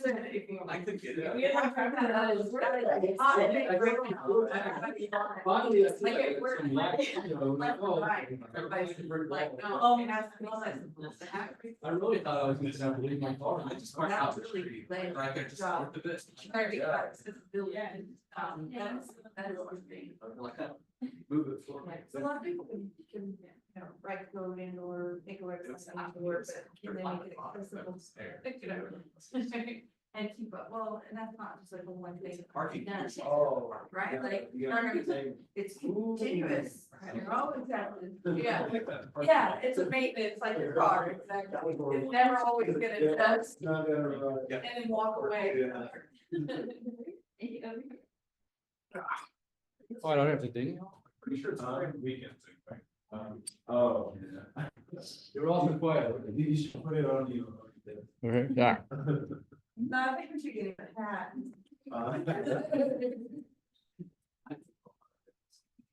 All right, where were we? Let's see. Okay, so we're getting our random number, I think. Should have probably checked that. So that's how we do it. So that, random.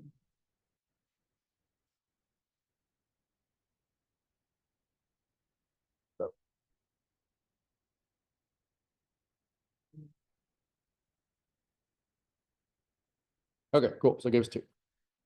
So that did work. So yeah, just for y'all's reference, math.4 on the outside, because it's gonna make it a non-decimal number, round it down.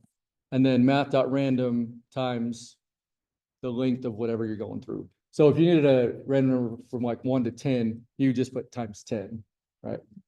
Yeah, so that gave us 2 for that instance. Then if we refresh, we should get something else. Oh, we got 2 again. We're getting 2 all day. 1, there we go. We got 1. Okay. Cool. So now that we have that random number, if we want to get a one of those coffees, right, from our array, so we're on cold items. So if we want to get one of these based on that random number, how do we do that? That cold item equals random number. Where's the random number go? So that would be in index, right? Like in Random number type there. right here? Okay. And then we say dot. Then whatever you call the name of the item. Okay. What did I call it? Name. Sometimes I name them. Right. Okay. So dot name. So that should give us a random cold item, right? That out.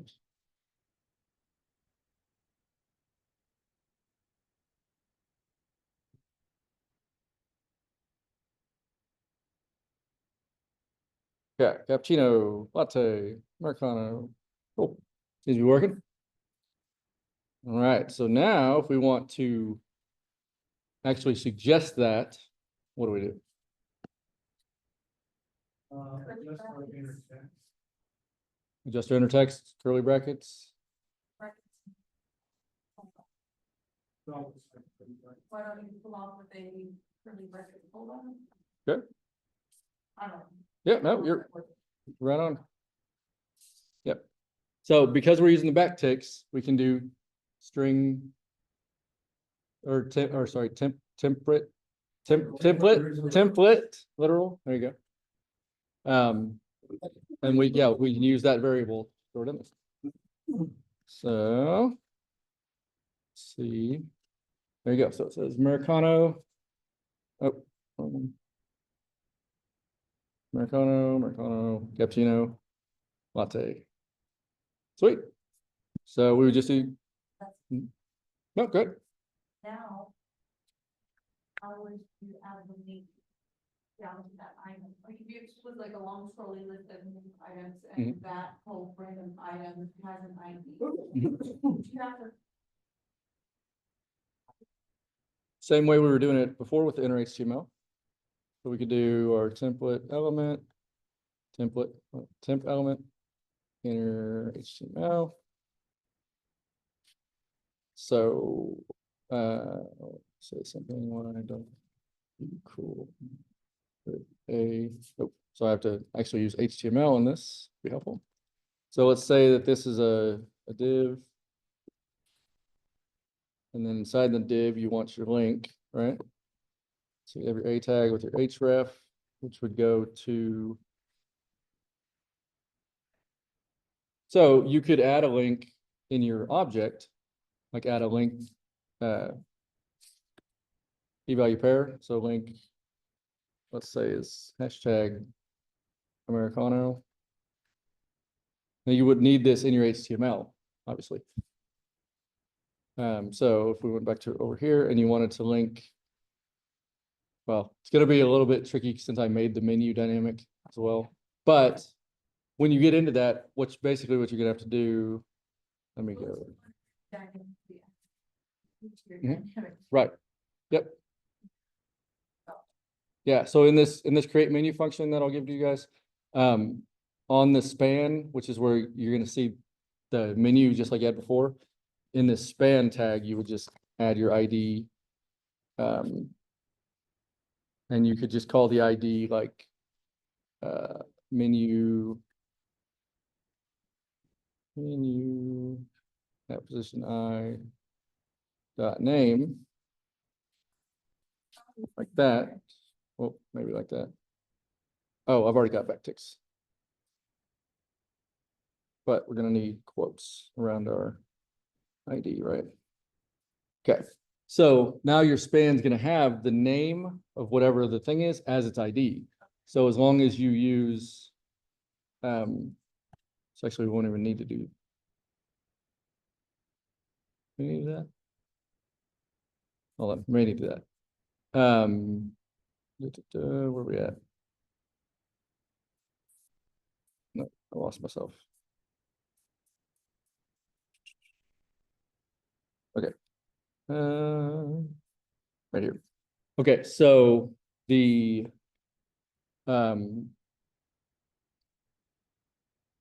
yeah, you would need to know the ID. So yeah, the ID, you need to add an I or a link field, like I was doing at the top, with the same ID that's going to be the name. No, you can use the name because we have the name. So yeah, so you could do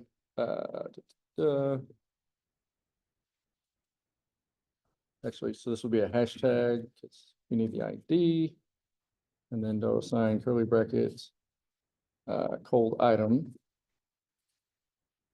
And this is where you just, no, because cold item is the name, because we, right here, we got it as the name.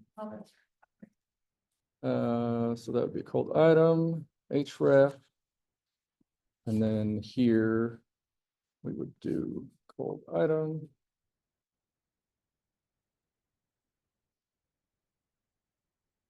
And then we gotta close our A tag. And close the div. Okay. So. Yeah, so we wouldn't need a link up here. And we would have the name, which would match. Let's see where our menu go.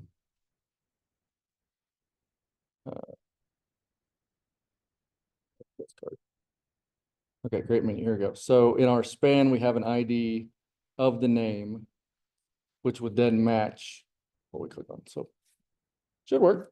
Let's see.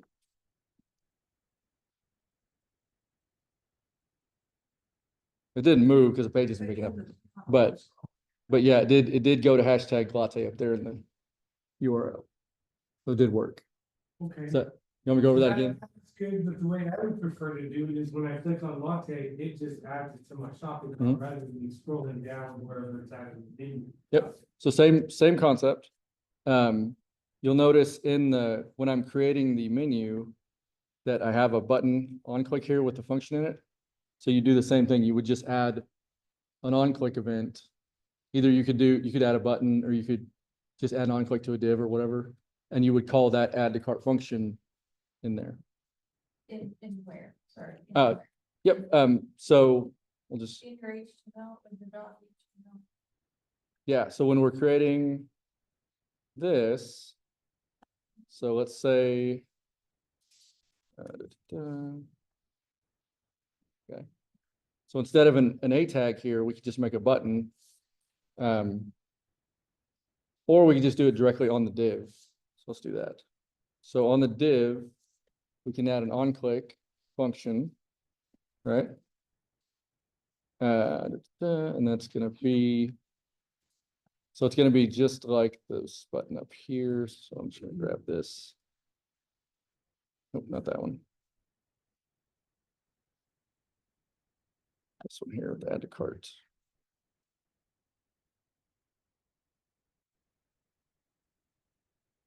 That's, oh, I got them both in there. That's right.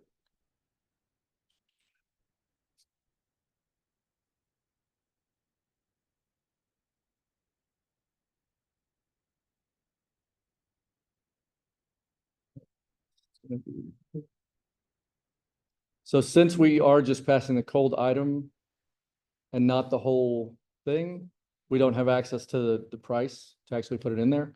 So instead of passing cold item here, we would need to just pass the menu item. So then we could get name and price from it. I think we can adjust for that. So if we just made this cold item, so then we have the cold item, right? So we have all this whole object instead of just the name. Make sense? So then we would say, so we're going to call the add to cart function, which we have up here somewhere. It's up big. Right here, which is going to take in a name and a price. Okay. And then this is what actually, adds it to the cart. So since we got that down there,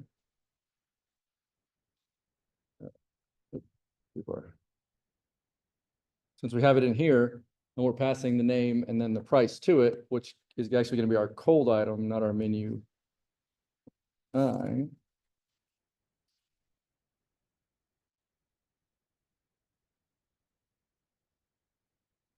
And it's not the menu because we just have our cold item here. We don't have the whole menu we're going through, right? Cool. Okay.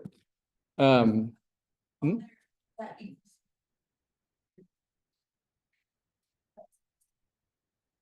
Nope, that was just for fun. Yeah. Okay, so this will add the button on there, which should call this function when it's clicked. And then, sorry, we'll not add the button. This is not a button. We're adding an on-click event to a div. Okay, not a button. So when the div is clicked, then it should add that to the thing, which may be a little weird, but we'll deal with that in a second. So we can go ahead and get rid of the A tag because we're not actually going to jump down to it now. Actually, we need to keep our cold item though. Because we still want to display cold item, right? But now we want to display just the name of the cold item since it's the full. Okay. Yeah, we can get rid of all that then. So this should just show the cold item. You click it, it adds it to the cart. Well, like right now, it's in cold item. Oh, yep. You're absolutely right. Yep. Yep. Perfect. Okay. Give it a go, see what happens. Bam, look at that. Add it to the cart. Of course, you can take away the part that says, why don't you try it? Right. I did. Because that's what I thought you were saying in the first place, but it's not. I misunderstood you. Yeah, no, I mean, I still would want it to say the full. Yeah, yeah. But then cappuccino would be legal, would be like, yeah, I'll do Yeah. it and try it. I Yeah. don't wanna find it, I just wanted to give it to you. This was super. This was super.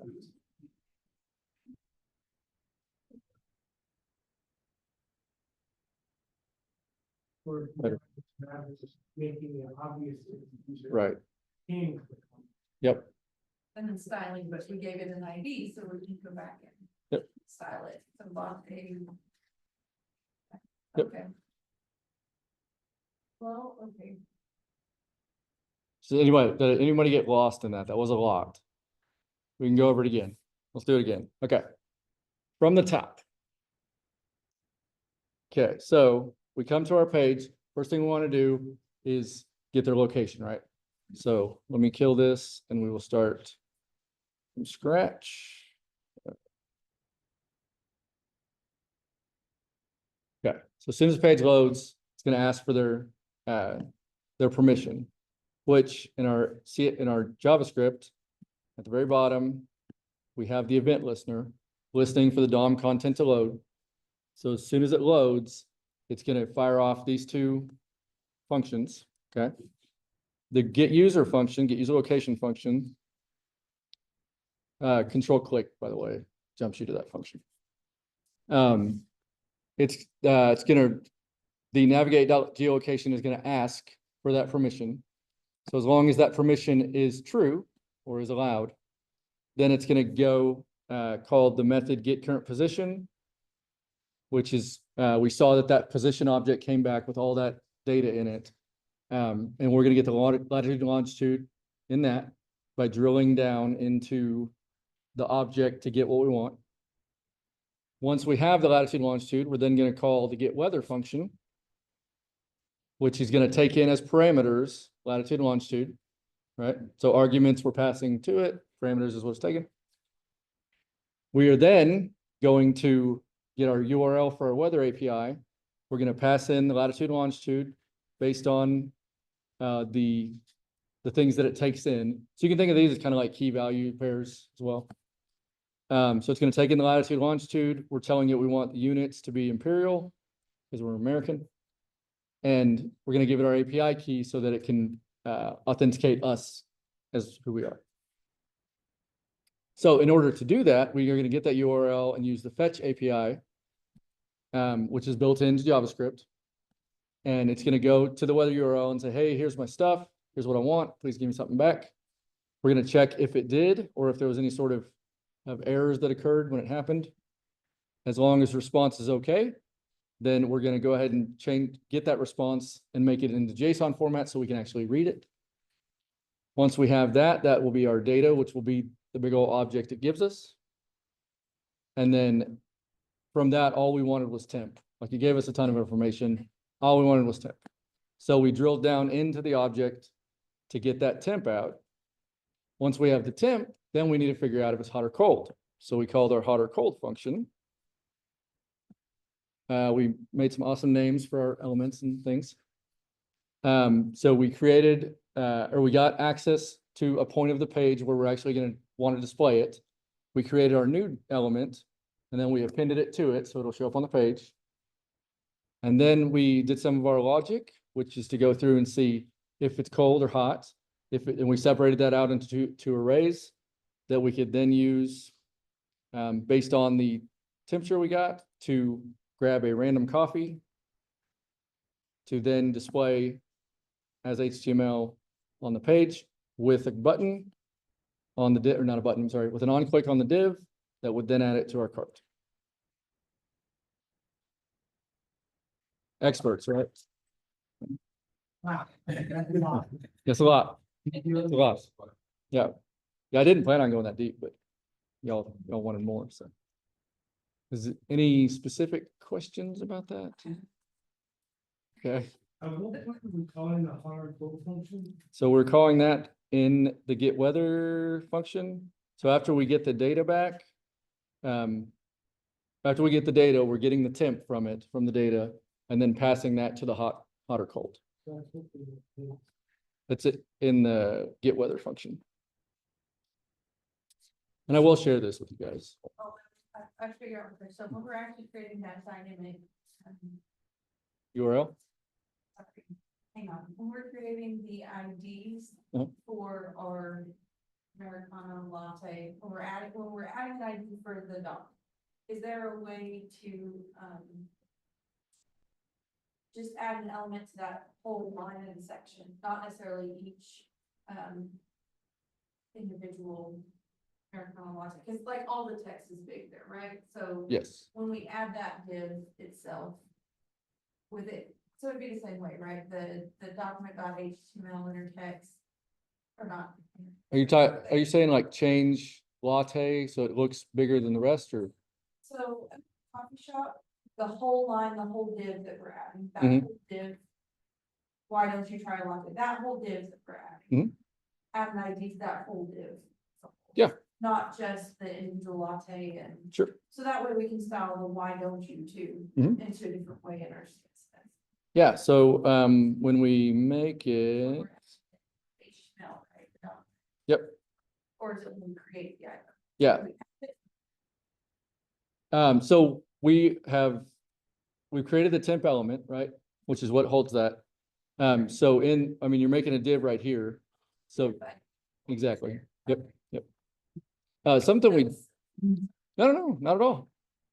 It's very easy to get lost in all of this. Yeah, There's more than one way to do it. absolutely. That's the Yes. problem is Yep. Because after this or before this, you could do temp element dot ID equals whatever, instead of doing it in the line. Given it. Yep. And then. Yep. And also probably could have done it placed. Yeah. So if we were doing like inner text here instead of inner HTML, then you would want to do text element dot ID equals whatever. But since we're in the HTML anyway, you could just throw it in. One thing we didn't do, I didn't know what the .html Mm. really meant until it's just now. Yeah. Oh, all the. so when when we're creating HTML or email templates at work, like we'll use just .html basically to put it all in there because it's, and even in some alerts that we have, just kind of build out that alert for what So you're. it's. And you could just. Yeah, you could put your whole page in there if you want. But. I'm just, yeah, but you could. Cool. Yeah, okay. Other, This helped. I'm saying I felt lost and started thinking this helped. good, I'm glad. Better. How the cold items and hot items got switched up. I messed it up again. Suggesting a cappuccino and stuff like that. Yeah, we can't cool I off. don't know exactly where. Okay, hold on, let's see, so. Cold, hot items, those are hot. Cold items are cold, okay, so it's my code then. So if it's above 70, then we want cold items. I didn't do the hot items, maybe that's why. Oh, yeah, maybe, I don't know. Let's see. So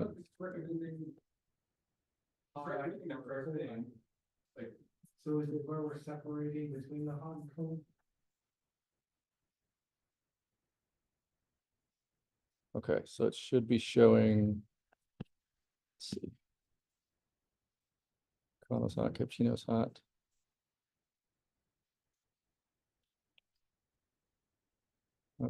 Yeah, if it's cold, put it in the cold items, know that's working. Oh, nope. Well, that should be fine. Cold items at length.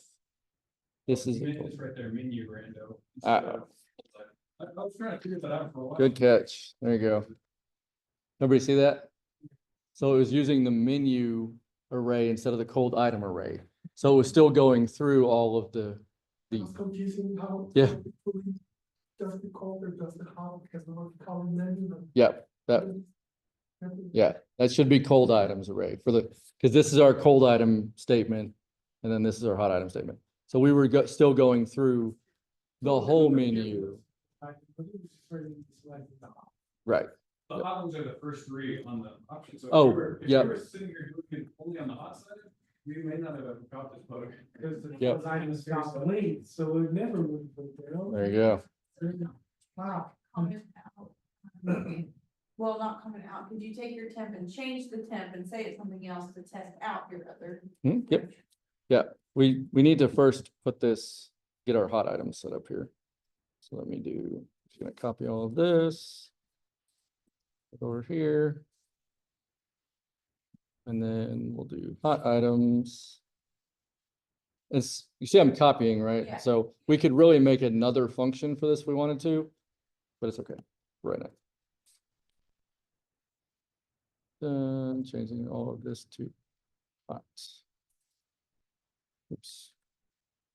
Hot items, okay. Hot item. Okay.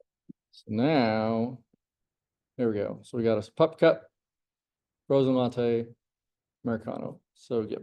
So we got hot items. So yep, now if we wanted to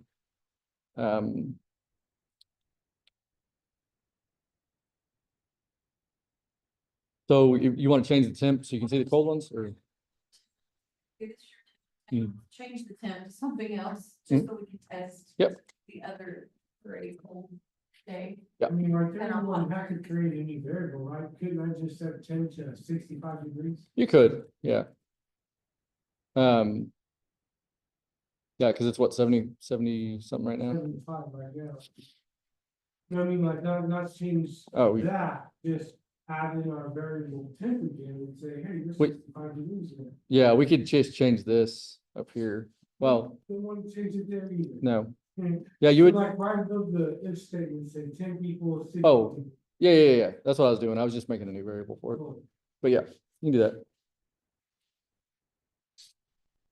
If it's coming in from like, if it's coming into the function, you typically like don't want to change that. Just as a node. Okay. Oh. That broke. Now we did it. Let me, so if temp is greater than or equal to 65, it's not, so it should go here. Let me see it. Let me try it the other way.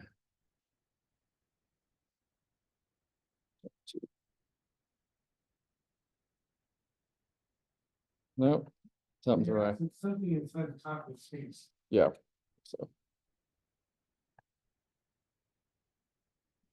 Let's see. This is something I do a lot too. I'll just throw something in there to see if I'm getting somewhere. Oh, highlighters has 2 lessons on it. Oh, did it?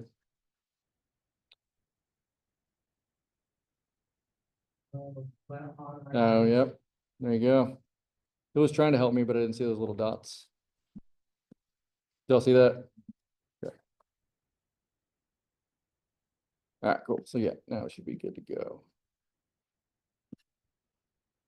Not good to go. Let's see.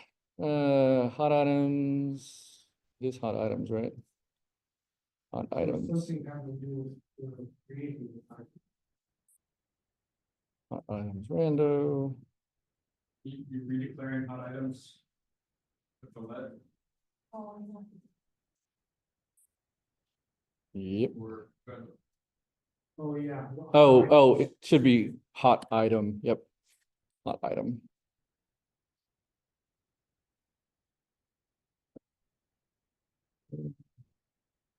That's fine. Nope, this should be hot item as well. Okay, cool.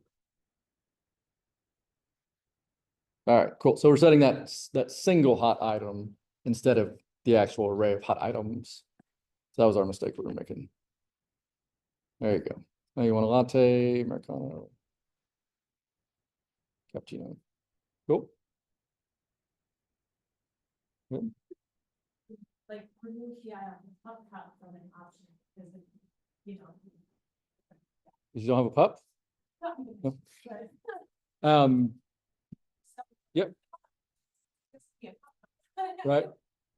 Yep. So a couple ways you could do that. So on the type in your object, like you could maybe have it as null or change it to like, non-human or something, then it wouldn't grab it because we're just looking for hot or cold. Or if you already have your items down here, then you could, let's see, what's a good spot to do this? So in our for loop, we're going through the menu items, right? Or the menu.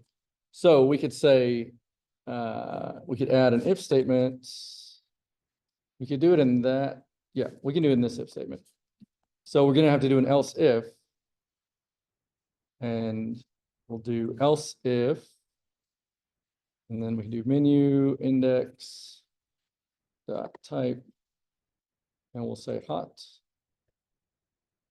Okay, so we're still getting the hot, and then we can do else. So this is anything that's not hot or not cold. We want to do something, right? And so in this case, we necessarily don't need the else because it's not going to do anything if that type wasn't that. But if it was hot or cold, Since the item's already defined as a cold item. Yes. Couldn't I just do another if statement, beside my if statement to say, if it's the pup cup, do nothing. yeah, so we're going to leave the type Or if not, alone. Push and then you wouldn't. Cold, not doing this, something like that. Yeah, so if we already know that it's there and that it has a type of cold or hot, then this is the way to go. You'd say, okay, we know that it is it hot or cold? Cold. Okay. So if it's cold, well, actually, we could do and. Yep. Yep. Yeah. If it's not menu index dot name equals. Is it capitalized? I forgot. No. Oh, it is capitalized 2 words.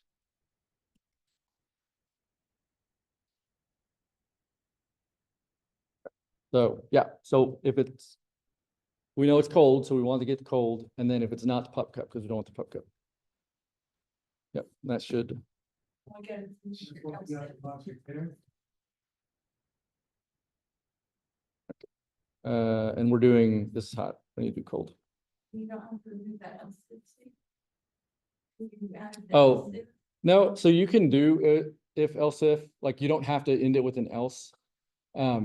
It's typically you want to because you want to catch whatever. If it doesn't match your logic, you want to catch that to either throw an error or just, you know, something, but it's not required. No. Okay, so yeah, when we, now if we see our hot item or cold items, we see we have 0 because it's hot. Right, You know, which actually would be- yeah, so let's kill that guy again. Then we should see.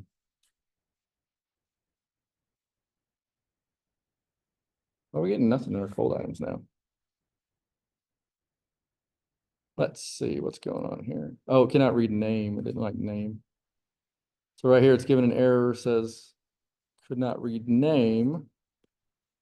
224. Because our cold items, because there's nothing in our cold items right now. So I think our pup cup threw us for a loop. Let's see, name. Maybe the code, maybe you can, just remove the pop-up from your array. We could, we talked about it, changing the type of it, but since it was already defined, we're trying to do it against it, it must not be like it against it. Yeah. Let's see, let me get back to. Weather, wait, it's hot or cold right here.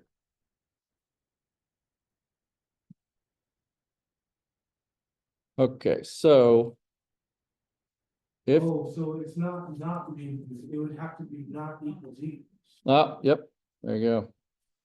So this would mean. Like it's false, right? So if we. The statement is, well, the statement is false, but. Yeah, I think, We're trying to say. see if. Yeah, so not, we'll do a not equals like that. That's work. Cool, there you go. So we're getting cold items too. We're not getting the pup cup. Right. I want to say. The other way should have worked. But maybe I needed parentheses. But I could be wrong.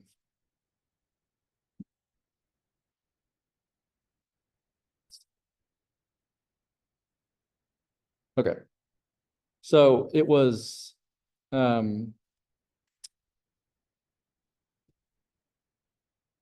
no, that was a weird one. Your way is better though, to do the not equals in there. Yeah.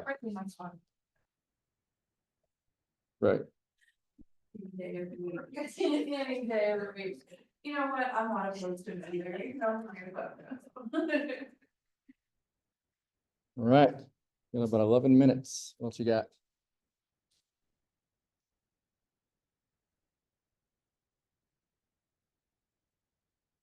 You know, drained, mine's drained.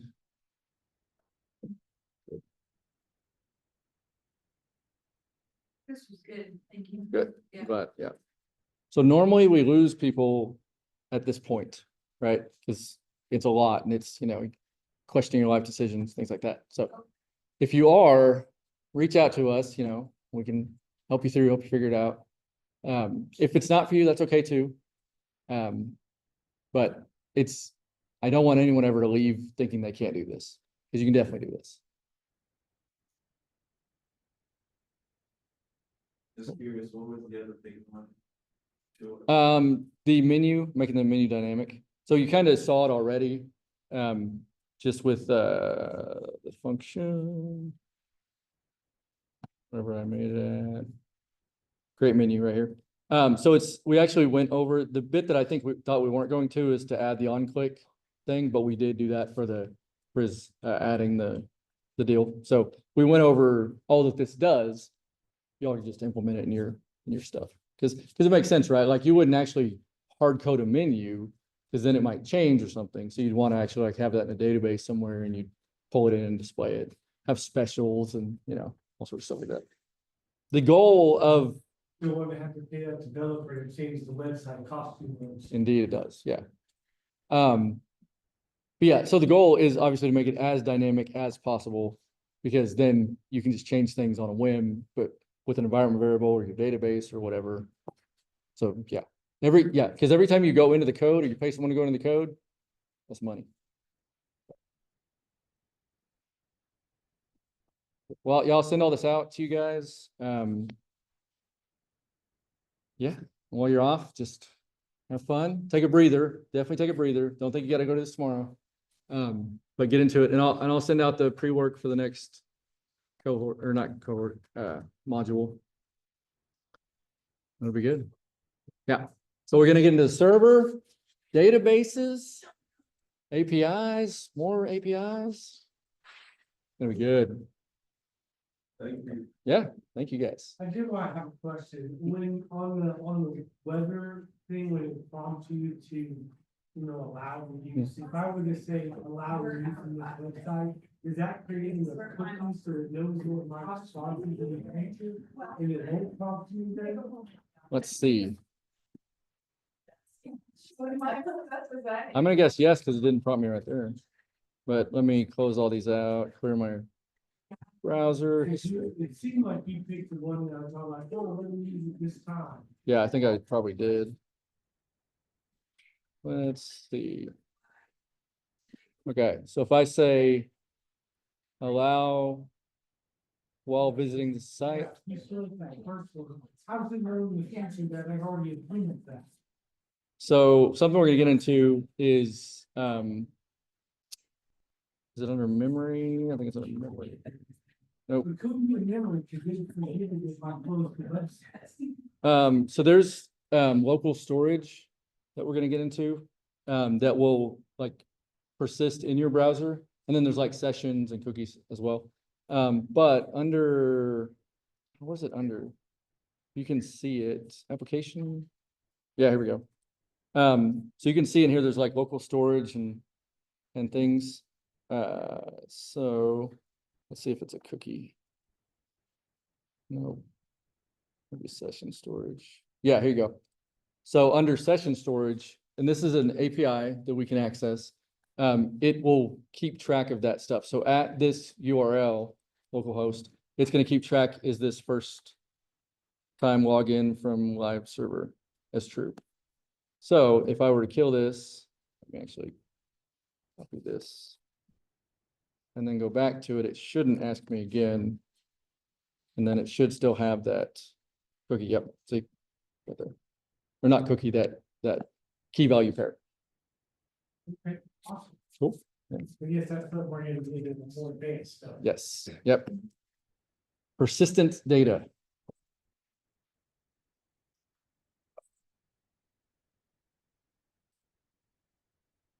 Goodbye, Zoom peoples. Yep,